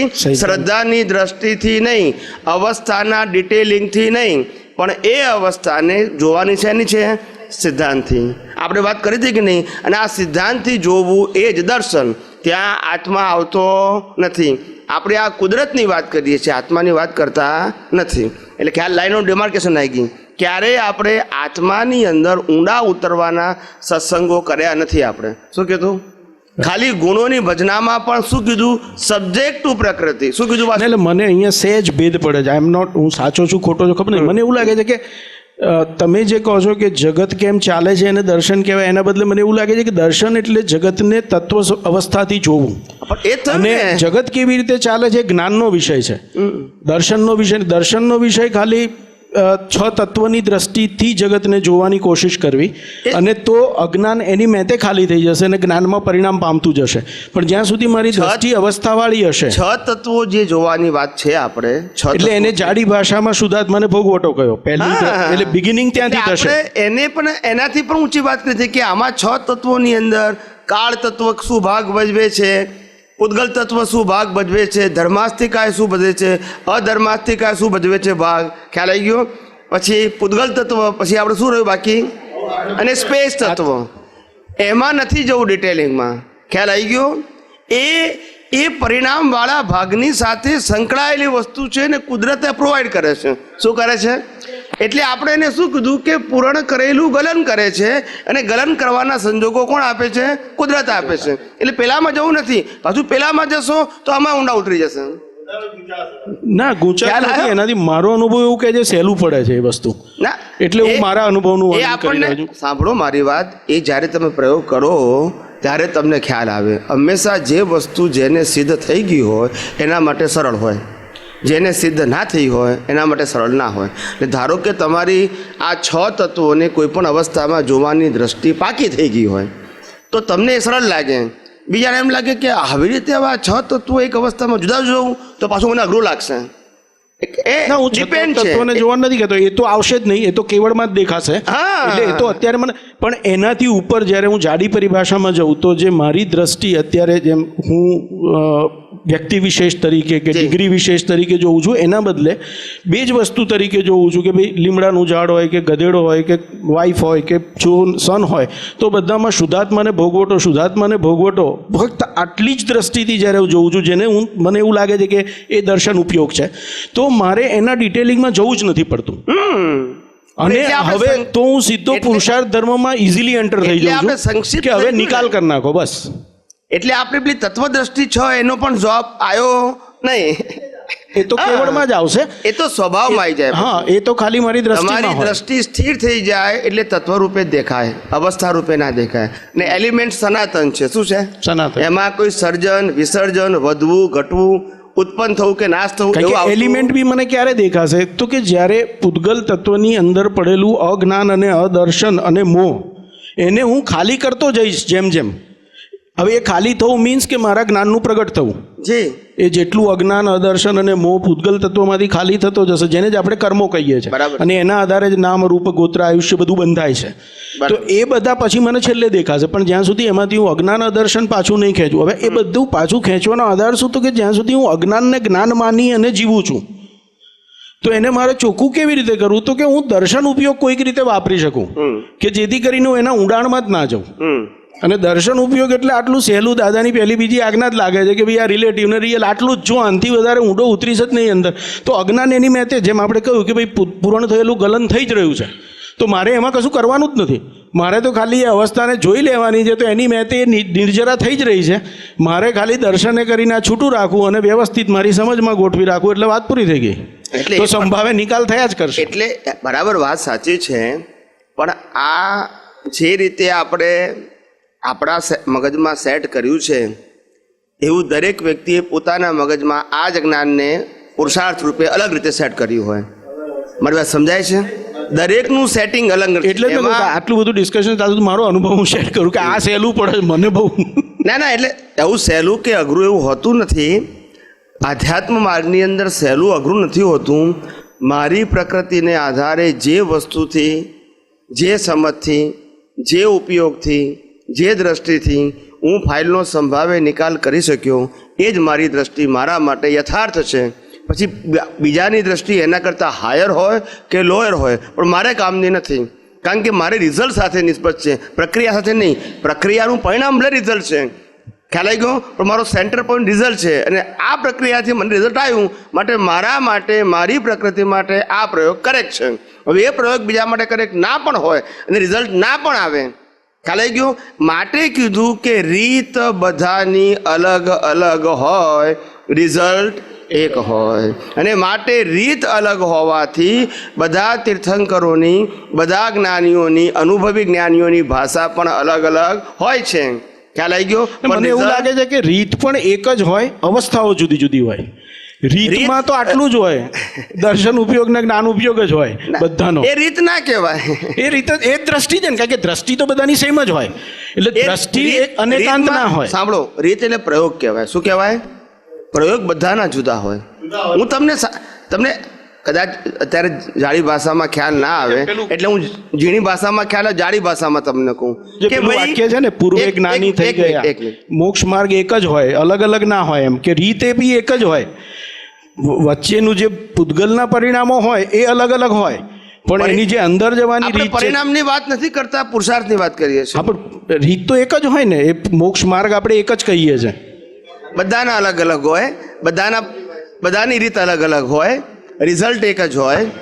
અને રીત અલગ છે માટે ભાષા અલગ છે. સ્વામીજી, એક શું છે?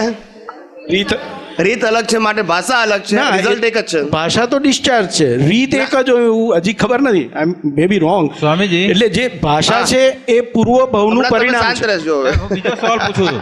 ના, આ સવાલ બાજુ પર ના, આ સવાલ નહીં પૂછું, બીજો બીજો એ નહીં, પણ હમણાં ના, બીજો સવાલ પૂછું છું.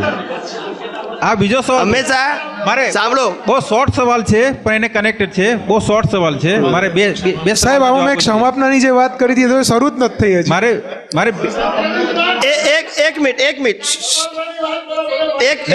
મિનિટ મારે ફક્ત બે સાંભળો. નાના એક આમનો પ્રશ્ન છે કે મેં જે પ્રશ્ન પહેલા બિગિનિંગમાં પૂછેલો સમાપનાનો, સાંભળો મારી વાત, એનો જવાબ તો મારે આપવો પડે ને. પણ હા, હા. ફેરથી રીઓપન કર્યો. શું કર્યો? પૂછેલો એને શું કર્યો? રીઓપન કર્યો. જવાબ આપણે આપી દઈએ એક વાક્યમાં. એમને કીધું કે સમાપનાનો પ્રશ્ન મારો પેન્ડિંગ રહી ગયો, એનો હજુ જવાબ મળ્યો નથી. હવે આ બધો સત્સંગ થયો, એમાં મારે સંભાવમાં રહેવું પડ્યું એક સમાપના. પતી ગયું. ચલો, આ એક સવાલ એક માફ બધાને. શું કીધું? ચલો, એક આનાથી મોટી સમાપના કઈ હોય? ચલો, આપણે? એક કે બહારથી લાવવાની છે આપણે? એક પ્રશ્નનો નિકાલ અત્યારે આ અવસ્થાને આપણે વિતરાગ ભાવે સ્વીકારી, સમભાવે સ્વીકારી, એક સમાપ- એ જ ક્ષમાપના. એટલે એમનો કોઈને દોષિત ના જોયા, એ ક્ષમાપના. એમનો સમાપનાનો પ્રશ્ન પૂરો થઈ ગયો. હવે હા, બોલો. કનેક્ટેડ છે. મારે એ પૂછવું છે, જ્યારે જાગૃતિ હોય છે તો જાગૃતિ હોય છે ને, સંક્ષિપ્તમાં. આ સંક્ષિપ્તમાં જ છે. તો કે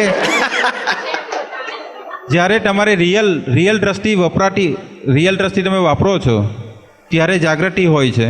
એટલે કે જાગૃતિમાં દ્રષ્ટિ છે, દ્રષ્ટિની અંદર જ્ઞાન દર્શન છે. મારે એ પૂછવું છે, એ દ્રષ્ટિમાં જે દ્રષ્ટિથી તમે ઉપયોગ કરવાનો કહો છો એ દ્રષ્ટિ જ્ઞાન અને દર્શનવાળી છે? એમાંથી ફક્ત તમે દર્શન ઉપયોગ કરો છો? પુરુષાર્થ માટે. જ્ઞાનને લક્ષમાં રાખવાનું, બરોબર ને? દર્શનમાં ડિટેલમાં હોય. બરોબર. બસ, તો મારો સવાલનો જવાબ અમને આવી જશે. અને એ તો સમયે પેલી વસ્તુ અંદર આવશે. આ સ્વભાવ શું છે પૂતગલનો? ચાલો, હવે સાહેબ કઈ વાંધો નહીં, કશો વાંધો નહીં. ઉદ્દીના વિશે થોડું સમજાવશો? પેલા આ મહાત્મા શું કહે છે કે પ્રશ્નો બધા પૂછે છે પણ જવાબ આપનાર એક જ છે. એટલે એમનો વારો તો છે જ બધી વખત. બોલો. ઉદ્દીનાનો અર્થ કોણ કરી શકે, કયા કર્મની થઈ શકે અને કેવી રીતે થાય?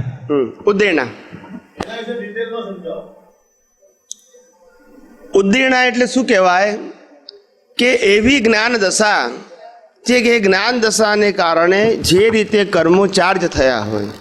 શું થયા હોય? કર્મો ચાર્જ થયા હોય. અજ્ઞાનથી કર્મો ચાર્જ થાય અને જ્ઞાનાગ્નિથી, અજ્ઞાન રૂપી અગ્નિથી રાગદ્વેષ થાય. એ રાગદ્વેષથી ક્રોધમાન માયાલોભ થાય અને એ ક્રોધમાન માયાલોભથી 8 પ્રકારના કર્મો ચાર્જ થાય.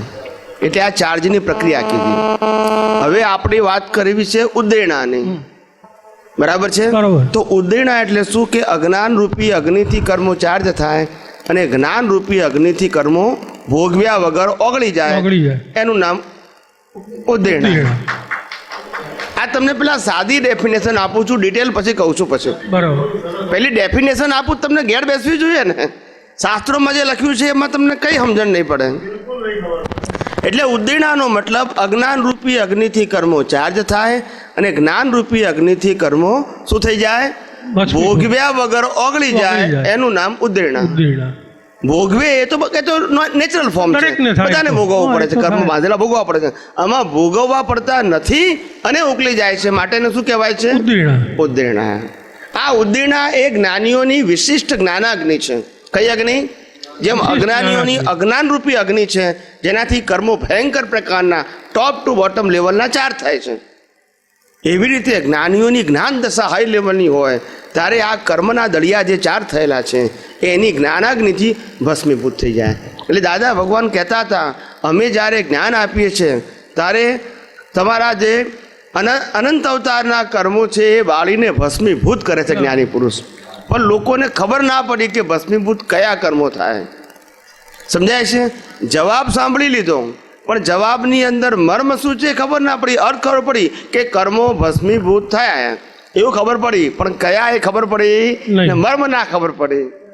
એટલે માત્ર એ બધું કીધેલું જ આપણે સાંભળ્યું છે, મર્મ નથી. આપણે એમને જે કીધું એ આપણે શબ્દોમાં રિપીટ કરી શકીશું, એનો મર્મ આપણને ખબર પડતી નથી. એટલે એક ભાઈએ તો બહુ સરસ પ્રશ્ન પૂછ્યો, દાદા ભગવાનને જ પૂછેલો કે દાદા તમે કીધું કે જ્ઞાન આપ્યું તે દિવસે તમારા કર્મો બધા બાળીને ભસ્મીભૂત કરી નાખ્યા, તો અમારું અસ્તિત્વ કેમ છે અહીંયા ઘડી? ના સમજાયું. બરોબર. અસ્તિત્વ કર્મને આધાર હોય, કર્મ ના હોય તો હોય. કર્મના આધારે જ હોય. સમજાય છે મારી વાત? એટલે ત્યાં મર્મની જરૂર છે, અર્થની નહીં. ભસ્મીભૂત કર્યા તે શું અને આ છે તે શું છે? ત્યારે જ્ઞાનીએ કીધું કે અમે જે કર્મો ભસ્મીભૂત કર્યા છે એ અનાદિકાળનું મિથ્યા જ્ઞાન ને મિથ્યા દર્શન, જેનો આધાર મોહનીય કર્મ છે. એટલે મિથ્યા જ્ઞાન મિથ્યા દર્શનને અમે ભસ્મીભૂત કર્યા, બીજ રૂપે, ફળ રૂપે નહીં. સમજાય છે? બીજ રૂપે. હવે એ બીજ રૂપે ભસ્મીભૂત કર્યા છે, એને તમે પુરુષાર્થમાં કન્વર્ટ કરો ત્યારે એક એક ટ્રાન્ઝેક્શનના કર્મો શું થઈ જાય? ભસ્મીભૂત થઈ જાય. સમજાય છે? બરોબર. એવી રીતે આ ઉદ્દીરણા એટલે કે જેમ આ પ્રક્રિયા આપણે જે પુરુષાર્થથી કરીએ છીએ અને કર્મો ભસ્મીભૂત થાય છે, એ કર્મો ભસ્મીભૂત પરિણામ સ્વરૂપે થાય છે. પણ કેવા? એટલે કે જૂના કર્મો ઉકલી જાય અને નવા કર્મો ના બંધાય, એને જ્ઞાનના ઉપયોગથી ભસ્મીભૂત થયા કહેવાય, બરોબર. જ્ઞાનાગ્નિથી નહીં. મારી વાત સમજાય છે? આ બરોબર. ડિફરન્સ કરું છું. હા, બરોબર. જ્ઞાનાગ્નિ અને જ્ઞાનનો ઉપયોગ. એટલે સામાન્ય જીવો જે જ્ઞાનના ઉપયોગથી કર્મની કાયમ માટે જે નિર્જરા કરે છે, ટૂંકમાં સંવરપૂર્વક નિર્જરા કરે છે, ત્યાં જ્ઞાનનો ઉપયોગ છે. અને જે વિશિષ્ટ પ્રકારના જ્ઞાનીઓનું જે લેવલ હાઈ છે એ એનું ખાલી જ્ઞાન દર્શન જ કામ કરે છે, તે કર્મના દળિયા ત્યાં ઓગળી જાય છે. એટલે કે જે અજ્ઞાનરૂપી અગ્નિથી ચાર થયું હતું એ જ્ઞાનરૂપી અગ્નિથી બળી જાય છે. એટલે એનું બહાર ભોગવટો આવતો નથી. એને શાસ્ત્રીય પરિભાષામાં શું કીધું? ઉદ્દીરણા. આ બે ભેદ ખ્યાલ આવી ગયો? બરોબર. હા, આવી આ બે ભેદ ખ્યાલ આવી ગયો? ઉદ્દીરણા એટલે શું અને સંવરપૂર્વક નિર્જરા છે. હા, પુરુષાર્થ એટલે શું? એટલે આ પુરુષાર્થની અંદર સંવરપૂર્વક નિજરા આવે, પણ એમાં ભોગવટો હોય, બરોબર. પેલામાં ભોગવટો હોય નહીં. નહીં. એટલે આ લેવલ ડિફરન્સ છે. શું છે? મહાત્માઓ જે પુરુષાર્થ કરે છે તે કર્મની નિર્જરા કરે છે સંવરપૂર્વક, અને પેલા જ્ઞાની પુરુષ છે એ શું કરે છે? ઉદ્દીરણા કરે છે. ઉદ્દીરણા. એટલે બહાર ભોગવટો આવતો નથી અને છતાંય કર્મ ઉકલી જાય. સમર્થ પુરુષ વગર શક્ય જ નથી એ. ટૂંકમાં કહેવાનો મતલબ કે ઉદ્દીરણા કરવી વિશિષ્ટ પ્રકારની શક્તિ છે, પણ એ જ્ઞાન શક્તિ છે, અજ્ઞાન શક્તિ નહીં. કર્મ બાંધવા માટે અજ્ઞાન શક્તિ જોઈએ અને કર્મને ભસ્મીભૂત કરવા માટે જ્ઞાન શક્તિ જોઈએ. જેવી રીતે જ્ઞાનાગ્નિથી કર્મોના ભસ્મીભૂત જ્ઞાની કરે છે સામૂહિક, પણ એ કયા લેવલના થાય? જ્ઞાનાગ્નિ દર્શન, જ્ઞાનાવર દર્શન ખાલી બીજ રૂપે. અને પેલા તો ભારે કર્મો પણ કરી શકે, નિકાચિત સિવાયના. નિકાચિત સિવાયના બધા કરી શકે, પણ મોટે ભાગે જ્ઞાની પુરુષો કર્મોને ભસ્મીભૂત કરવામાં પ્રવૃત્ત ના હોય. શું ના હોય? ના હોય. એની જ્ઞાન દશામાં ઊંડા ઉતરવામાં પ્રવૃત્ત હોય, આ કર્મોને હું ભસ્મીભૂત કરી નાખું ઉદ્દીરણાથી, એવો રસ ના હોય એને. આપણને લાગે એવું, એમને રસ ના હોય. એમની જ્ઞાન દશા વર્ધમાન ના કરે, પરંતુ નિર્જરા થવાની જ છે સ્વભાવથી. તમે તમારા સ્વભાવમાં છો તો પેલી નિદ્રા થવાની છે. પણ આવી એક શક્તિ છે કે જેનાથી થઈ શકે. પણ હાઈ લેવલના જ્ઞાનીઓ એમાં બહુ ઇન્ટરેસ્ટેડ ના હોય. તો પછી એમાં એવું લખેલું કે 7મા ગુઠાણાથી નીચેવાળી કોઈ વ્યક્તિ ઉદ્દીર્ણા કરી ના શકે, એટલે એ વિશિષ્ટ વ્યક્તિ થઈ ગઈ એમ. ભાઈ તો મેં શું કીધું, હાયર લેવલ સિવાય આ શક્ય નથી. અને પછી એમાં એમ હતું કે આપણે જે લેવાનું હોય એ જ ઉદ્દીર્ણા કરી શકીએ, આપણે ભોગવવાનું કે આપવાનું હોય એની ના થાય, એટલે બેયની કર્મણી થઈ શકે. શું આપણે આપણે જે ધારે કે કોઈની પાસેથી પૈસા લેવાના ગમે તે હોય એ આપણે જે આપણે હોય ભોગવવાનું હોય એની નહીં થઈ શકે એમ. એ તો તમે અમારી ભાષા બોલ્યા. એમ નહીં, એટલે અમે કીધું છે કે ભગવાન પણ જો ઉદ્દેણા કરી શકે તીર્થંકરનો જીવ, તો ઉદ્દેણા કયા ભાગમાં થઈ શકે એનો મેં દાખલો આપ્યો હતો. એક ભાઈએ કીધું કે કયા પ્રકારના કર્મોની ઉદ્દેણા થઈ શકે. કર્મો માનો કે અનેક પ્રકારના છે, એમાંથી કયા લેવલના કર્મોની ઉદ્દેણા થઈ શકીએ એ પછી ક્રાઇટેરિયા બતાવી કે જે કર્મોનો ભોગવટો તમારા નિમિત્તે બીજાને છે. શું કીધું? આપણા નિમિત્તે બીજાને છે. આના નિમિત્તે બીજાને ભોગવટો છે એમાં ઉદ્દેણા થઈ શકે, પણ બીજાના નિમિત્તે આને ભોગવટો છે એમાં કઈ થઈ શકે નહીં. બરોબર. એટલે મહાવીરને ખીલા ઠોકા એમાં કઈ ના કરી શકે, કારણ કે બીજાના નિમિત્તે છે ને. પણ પોતાના નિમિત્તે બીજાને થતું હોય એમાં ઉદ્દેણા કરી શકે. એટલે આ રેન્જ બતાવી બતાવી એમ નહીં, એટલે કઈ રીતે ધારો કે કઈ પ્રોસેસ શું છે? પ્રોસેસ છે? પ્રોસેસ તો આ તમને આગળ કીધી તે જ. કઈ? આ તો ભાગ પાડ્યા મેં ખાલી. ના ઉડીનાની પ્રોસેસ એટલે કે રીત કઈ છે, આ કેવી રીતે કરે છે? સામાન્ય કયા લેવલ કઈ રીતે કરે? માનસિક આપણે વાત ના દ્રષ્ટિની કરી. રીતે કે શું? અજ્ઞાન રૂપી અગ્નિથી કર્મો ચાર થાય છે એ લેવલ, અને જ્ઞાન રૂપી અગ્નિથી ડિસ્ચાર્જ થાય છે એ લેવલ હાઈ હોય. બરોબર. આ અગ્નિથી જ ભસ્મીભૂત થાય, એ જ્ઞાનાગ્નિથી ભસ્મીભૂત થાય. અજ્ઞાન રૂપી અગ્નિથી કર્મો ચાર થાય છે, ખ્યાલ આવ્યો? એની અંદર આ અજ્ઞાન, એના આધારે રાગદ્વેષ, એના આધારે કસાયો ગાઢ થયેલા છે. અજ્ઞાન રૂપી અગ્નિ ગાઢ થઈ છે, એટલે કર્મો ચાર થાય છે. નરગતિના કર્મો પણ એનાથી બંધાય, દેવલોકના પણ બંધાય, પશુઓ જે મનુષ્યના પણ એનાથી બંધાય છે, પણ એ અજ્ઞાન રૂપી અગ્નિ છે. એવી રીતે જે અજ્ઞાન રૂપી અગ્નિમાં ટોપ ટુ બોટમ બાંધવાની સામર્થ્ય છે, એવું જ્ઞાન રૂપી અગ્નિમાં ટોપ ટુ બોટમ નિકાચિત સિવાય બાળવાનું સામર્થ્ય છે. હવે સમજી ગયા? એટલે નિદત કર્મ જ કે હજુ ના સમજ્યા? ના સમજ્યા. નહીં, હજુ સ્વામીજી એ જે નિકાલ કરી શકે નિદત કર્મ કહેવાય. તમારી સમજો કે તમારાથી મને દુઃખ થાય છે, તમે જ્ઞાનથી તમારી આ સામર્થ્યથી તમે એને કઈ અંદરની હું અંદરની વાત પૂછું છું, એ કેવી રીતે કરી શકો એ પ્રોસેસ પૂછું છું. પ્રેક્ટિકલ વસ્તુ તમારી પાસે જ્ઞાન છે, તમે એ વાપરીને મને આ દુઃખ થતું હોય, તમને સમજમાં આવી ગયું તો કે તમે એને ઉડીના કરવાના છો, એ મને પ્રોસેસ અંદરની પ્રોસેસ બતાવો. એ અંદરની પ્રોસેસ તમારી જ્ઞાનાગ્નિ જેટલી પાવરફુલ થશે એ લેવલનું રિઝલ્ટ તમને મળશે. ઓટોમેટિક જ મળે ને.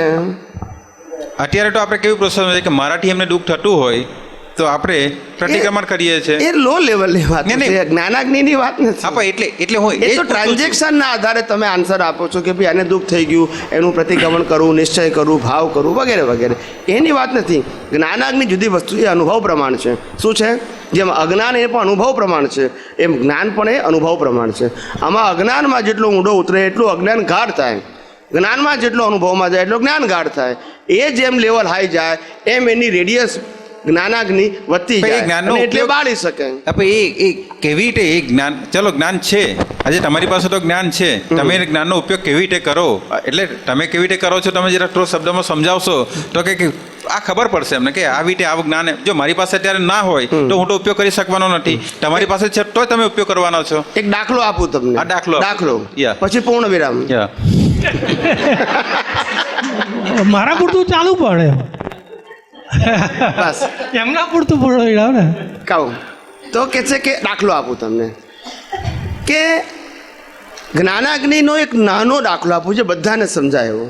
પછી હાયર લેવલ તમારે સમજી લેવાનું, એ તમારી સ્ટ્રેન્થ ઉપર ડિપેન્ડ છે. દાખલા તરીકે એક અજ્ઞાની માણસ છે ને એક જ્ઞાની માણસ છે. જ્ઞાની એટલે જેને જ્ઞાન પ્રાપ્ત થયું છે તેવો જ્ઞાની, ને એક અજ્ઞાની માણસ છે. આ બંને પાસે અજ્ઞાનની દ્રષ્ટિ છે અને જેને જ્ઞાન પ્રાપ્ત થયું છે એની પાસે જ્ઞાનની દ્રષ્ટિ છે. એ બંને જણા પોતપોતાના જ્ઞાનનો ઉપયોગ કરે છે. અજ્ઞાની અજ્ઞાનનો ઉપયોગ કરે, સંજોગોમાં જ્ઞાન પ્રાપ્ત થયું છે એ જ્ઞાનનો ઉપયોગ કરે છે. બંનેને તાવ આવે છે. શું આવે છે? અને તાવ થર્મોમીટરમાં 103 ડિગ્રી છે. કેટલો છે? અને બંનેને તાવ સરખો છે. થર્મોમીટરનો તાવ કેવો છે? સરખો છે. બરાબર છે. એટલે ભોગવટો તો સરખો થઈ ગયો. ફિઝિકલ વાત કરીએ છીએ, એમાં તો ચેન્જ છે નહીં બેમાંથી. હવે શું ડિફરન્સ થાય છે અજ્ઞાની અને જ્ઞાનીને, એ હું તમને કહું. એટલે તમને ખ્યાલ આવશે કે જ્ઞાનાગ્નિ એ શું પ્રક્રિયા છે. આ સ્થૂળ દાખલો આપું, તમારે પછી ઊંડાણમાં સમજી લેવાનો. તો કે છે કે અજ્ઞાની જે કે છે કે આ તાવ મને આવ્યો છે. શું આવ્યો છે? એટલે એનો ભોગવટો જે છે એ મલ્ટીપ્લાય થઈ જાય છે. 103 જ તાવ, પણ મને આવ્યો છે. આ એક કારણ. આટલા સમયથી આવ્યો છે એ બીજો કારણ. ખ્યાલ આવ્યો? આ બધા કારણો એને જે અનુભવ છે તાવનો એને ગાઢ કરે છે. શું કરે છે? જે ભોગવટો લઈને આવ્યા છે તેને બિલીફમાં ગાઢ કરે છે, કારણ કે સેન્ટરમાં અજ્ઞાન છે. હવે અહીંયા આગળ મહાત્મા છે જેની પાસે જ્ઞાન છે, તો એ જ્ઞાનનો ઉપયોગ કરે છે. ત્યારે એને પણ 103 તાવ છે. એ શું કહે છે? શરીરને તાવ આવ્યો છે. આ પહેલું દ્રષ્ટિકોણ એનું શું છે? શરીરને તાવ આવ્યો છે. મને તાવ, હું શરીરથી જુદો એવો શુદ્ધાત્મા છું. કારણ કે જ્ઞાન છે તો ઉપયોગ કરવાનો છે ને. એટલે પહેલા મને નથી આવ્યો, પણ કોને આવ્યો છે? શરીરને તાવ આવ્યો છે. બીજો જ્ઞાનનો ઉપયોગ કરે છે કે તાવ આવ્યો નથી પણ જઈ રહ્યો છે. આ બીજો ઉપયોગ એનો સમ્યક. સમજાય છે? બીજું, આ કર્મ ફળ છે એટલે સમાપ્ત થઈ રહ્યું છે, શરૂ નથી થઈ રહ્યું. બરાબર. ખ્યાલ આવી ગયો? પેલું તો કોમન છે. આ બધા જવાબમાં પેલો જવાબ તો કોમન જ કે આનાથી મુક્ત એવો હું શુદ્ધાત્મા છું. હવે આ વ્યક્તિને જે અસર થશે અને પેલી વ્યક્તિને અસર થશે. હવે ખ્યાલ આવી ગયો કે અહીંયા જ્ઞાનાગ્નિ શું કામ કરે છે ને અહીંયા અજ્ઞાન અગ્નિ શું કામ કરે છે. આ એક જ સંજોગોમાં આવી રીતે હાયર લેવલમાં સમજી લેવાનું. ના પણ સ્વામીજી, અહીંયા આ દાખલો બેસતો નથી. તમે ઉડીણા મને જે દુઃખ થાય છે તેના માટે તમે કરો છો. અહીંયા તો મારી અંદર કંઈક જે થયું છે કર્મફળ ને તેની સામે હું મારો જ્ઞાનનો મારો ઉપયોગ અહીંયા કરું છું. પણ અહીંયા તો ઉડીણામાં તો મને કંઈક થઈ રહ્યું છે તમારા નિમિત્તે, તેના માટે તમે ઉડીણાનો આ જ્ઞાનનો ઉપયોગ કરો છો. એ કેવી રીતે કરો છો? તમે ઊંધું બોલ્યા. કેમ ઊંધું બોલ્યા? તમે વાત ઊંધી બોલ્યા. વાત આપણે શું કીધું કે ઉદ્દીણા કોણ કરી શકે?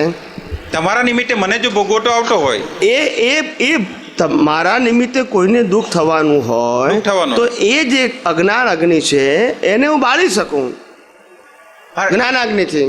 હા, એ મને કહો. પણ એ જ્ઞાનનું લેવલ છે, કહેવાય નહીં અત્યારે. લેવલ આવે તો ખબર પડે. કેમ ના કહેવાય? એ અજ્ઞાન તમારી અંદર શું છે, તમે જ્ઞાનથી એને કેવી રીતે બારો છો, એ પોઈન્ટ છે. એ આ જેમ જ્ઞાનનો ઉપયોગ છે ને એવો હાઈ લેવલનો જ્ઞાનનો ઉપયોગ હોય. કેમ આમ છે? અચ્છા, બહુ હાઈ લેવલનો છે. તમે શું કહો છો? તમે શું કહો? એક મિનિટ. એમનો પ્રશ્ન શું છે કે તમે શું કીધું કે 5 રૂપિયા આપવાથી 5 રૂપિયાની વસ્તુ મળી, તો લાખ રૂપિયા આપવાથી લાખ રૂપિયાની વસ્તુ કઈ રીતે મળે? સમજાવો. પણ તો લાખ રૂપિયા વસ્તુ લેવાનો જ છે. એમાં રીત જુદી થોડી હોય. એનું લેવલ કેવું છે? લાખ રૂપિયાનું. તો વસ્તુ શું મળે છે? કમલેશભાઈ આમાં મિસ્ટેક શું થઈ કે ચાલો હાલો કમલેશભાઈ અહીંયા એમાં મિસ્ટેક શું થઈ કે ઉદીરણા એટલે શું સમજ્યા કે ઉદીરણા એટલે જ્ઞાની પુરુષ પોતાની દ્રષ્ટિ આપીને સામેવાળાના પાપો ભસ્મીભૂત કરે, એ ઉદીરણા સમજ્યા. તમે જે સમજાવવા માંગો છો એ શું છે કે પોતાની જ જ્ઞાનથી પોતાના જ કર્મો જે નો કર્મ રૂપે નથી આવ્યા. પણ ઉદ્દીરણા એ વ્યક્તિગત કરવાની છે ને. પણ સમજાણું એમ ને કે અહીંયા સામેવાળાના ભસ્મીભૂત થાય છે. પણ એટલે આપણે શું કહીએ છીએ કે જ્ઞાની પુરુષનું જેવું લેવલ હાઈ હોય એટલા લેવલના કર્મો જે બીજાને અંદર રહેલા છે સત્તામાં, કે જેને ભોગવવાના બીજાને છે, એને ભસ્મીભૂત કરી શકે. સિદ્ધાંત આ જ કહીએ છીએ આપણે પહેલેથી જ આ બોલ્યા.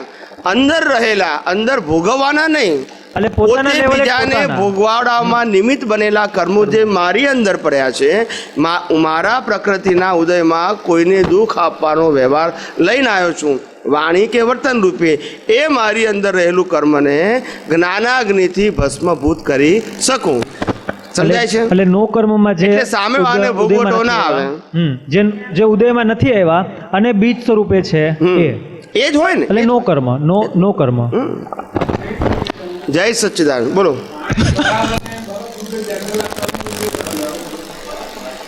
એ આમાં બધું આવી ગયું સાહેબ. હવે પેલું બરફ ને પાણીને જાળવાની જરૂર નથી. આપણે ઉપર ગયા નથી. હવે પાછું નીચે ક્યાં જવું છે? પાછું આ બધી શબ્દો હંમેશા જુઓ, દરેક વ્યક્તિ, દરેક જ્ઞાની પુરુષે પોતાને પ્રશ્ન પૂછવામાં આવ્યો હોય ત્યારે એને એક્સપ્લેન કરવા માટે કોઈક એક્ઝામ્પલ આપ્યું હોય કે જે સામેવાળી વ્યક્તિ સમજી શકે.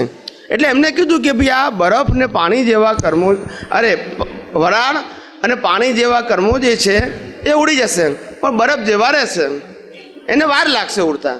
એ એમને કીધું. હવે કોઈ એવું ના પૂછ્યું કે બરફ જેવા કયા, પાણી જેવા કયા, વરાળ જેવા કયા, અને બરફ જેવા ઉડવા માટે કયું લેવલ જોઈએ, પાણી માટે કયું લેવલ જોઈએ, વરાળ માટે કયું, એવું કોઈએ પૂછ્યું નથી. ના સમજાયું? અને છતાં ગાડું ચાલે છે. ના, દાદા ભગવાનને કોઈએ ના પૂછ્યું એમ કહું છું હું તમને.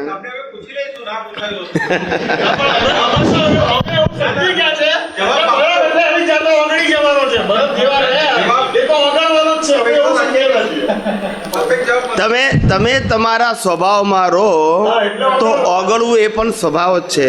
શું છે? તમે તમારા સ્વભાવમાં નથી રહેતા તો ઓગાળવું એ પુરુષાર્થમાં જાય છે. અને આ આખા સત્સંગનો સાર શું કે સાંભળનારા અને જોનારા બધાને ક્ષમા કરે એનું નામ ક્ષમાપના. આપણું ખ્યાલ ક્યાં કરીશું આપણે? સમય થઈ ગયો છે. જુઓ, એક વસ્તુ ધ્યાન રાખવાની, સત્સંગની અંદર કોઈ પણ જીવ કંઈ પણ પ્રકારની વર્તના કરતું હોય, ભાષા દ્વારા, વર્તન દ્વારા, વિચારો તો આપણે જોઈ શકતા નથી, પણ ભાષા અને બિહેવિયર આપણે જોઈ શકીએ છીએ. તો આપણે કોઈની વાણી અથવા વર્તનને સત્સંગમાં બેઠા હોઈએ કે ના બેઠા હોઈએ, પણ ખાસ કરીને ત્યાં સત્સંગની વાત કરીએ, કોઈને સ્વતંત્ર કરતા તરીકે જોવાના નહીં. એ એના સંજોગાધીન જ છે. શું છે? અને સંજોગાધીન બોલેલી વાણી અને વર્તન એક સમાપનાને યોગ્ય જ છે. શું કીધું? કદાચ આપણી પ્રકૃતિને સૂટ થાય કે ના પણ થાય, પણ આપણે સમાપનાનો મતલબ થાય કે આપણને એના તરફનું જે દ્વેષ ભાવ છે અથવા તો એના માટે ગુનાહિત વિઝન છે મારું, એ સમાપ્ત થવું જોઈએ. કારણ કે ઉદય કર્મને આધીન છે. એટલે અંદર કોઈ પઝલ ના થવું જોઈએ. ભલે કદાચ બુદ્ધિને અહંકાર મન બધું ઉછળે. શું થાય? ઉછળે. તો વિવિધતાવાળું લઈને આવ્યા હોય એટલે ઉછળે તો ખરું, પણ આપણે એ ઉછળેલા મનને જ્ઞાનથી જ શાંત કરવાનું છે. શેનાથી કરવાનું છે? અને જ્ઞાન કયું પાછું? મારું કે તમારું કે દાદા ભગવાનનું નહીં, સનાતન સિદ્ધાંતનું જ્ઞાન, કે જે જીવ માત્ર માટે એક સરખું છે, બધા માટે અલગ અલગ નથી. મારી વાત સમજાય? એટલે આટલું ધ્યાન રાખવાનું. આવી વિવિધતાઓ હોય જ, તમારે એટલું જ જોવાનું કે અમે જેમ વિતરાગ થઈને બેઠા છે એવા જ તમારે થવાનું છે. સમજાય છે? અમે આ જીવતું એક્ઝામ્પલ છે. તમે બધા અહીંયા બેઠા છો, શાંતિથી સાંભળો છો, આડા અવડા, વાંકા ચૂકા, ઊંચા નીચા, સ્લો હાઈ ટર્નથી પ્રશ્નો બધા પૂછાય છે. સમજાય છે? અમે કેવા શાંતિથી બેઠા છે. સમજાય છે? અને ભાઈ જવાબ આપીએ છીએ ને, એવું જ તમારે શીખવાનું છે. શીખવાનું ક્રિયામાં નથી, શીખવાનું ભાવમાં છે. એમ આપણા જીવનની અંદર પણ આવા બધા સંજોગો ઘરમાં, પરિવારમાં, સમાજમાં, કુટુંબમાં કે સત્સંગના માધ્યમમાં આવે, પણ આપણે આવા જ જ્ઞાને કરીને સ્વસ્થ રહેવાનું છે. સમજાય છે? તો નિકાલ તો એની મેચે થવાનો જ છે, કરવાનો નથી. સ્વસ્થ રહેવાથી સંભાવમાં રહી શકશો. સ્વસ્થ નહીં રહો તો સંભાવમાં રહેવાશે નહીં. વર્તન ભલે ગમે તે હશે. ચલો છેલ્લી પ્રાર્થના બોલી લઈએ. હે અંતર્યામી પરમાત્મા, આપ દરેક જીવ માત્રમાં બિરાજમાન છો, તેમજ મારામાં પણ બિરાજેલા છો. આપનું સ્વરૂપ તે જ મારું સ્વરૂપ છે. મારું સ્વરૂપ શુદ્ધ આત્મા છે. હે શુદ્ધાત્મા ભગવાન, હું આપને અભેદ ભાવે અત્યંત ભક્તિપૂર્વક નમસ્કાર કરું છું. અજ્ઞાનતાએ કરીને, અજાગૃતિએ કરીને મારાથી જે કંઈ પણ દોષો થયા છે અને થાય છે તે સર્વ દોષોને આપની સમક્ષ જાહેર કરું છું. તેનો હૃદયપૂર્વક ખૂબ પસ્તાવો કરું છું અને આપની પાસે ક્ષમા પ્રાર્થું છું. હે પ્રભુ, મને ક્ષમા કરો, ક્ષમા કરો, ક્ષમા કરો. અને ફરીથી આવા દોષો ક્યારે પણ ન કરું એવી આપ મને શક્તિ આપો. હે શુદ્ધાત્મા ભગવાન, આપ એવી કૃપા કરો કે અમને ભેદભાવ છૂટી જાય અને અભેદ સ્વરૂપ પ્રાપ્ત થાય. અમે તમારામાં અભેદ સ્વરૂપે તન્મયાકાર રહીએ. જય સચ્ચિદાનંદ, જય સચ્ચિદાનંદ, જય સચ્ચિદાનંદ.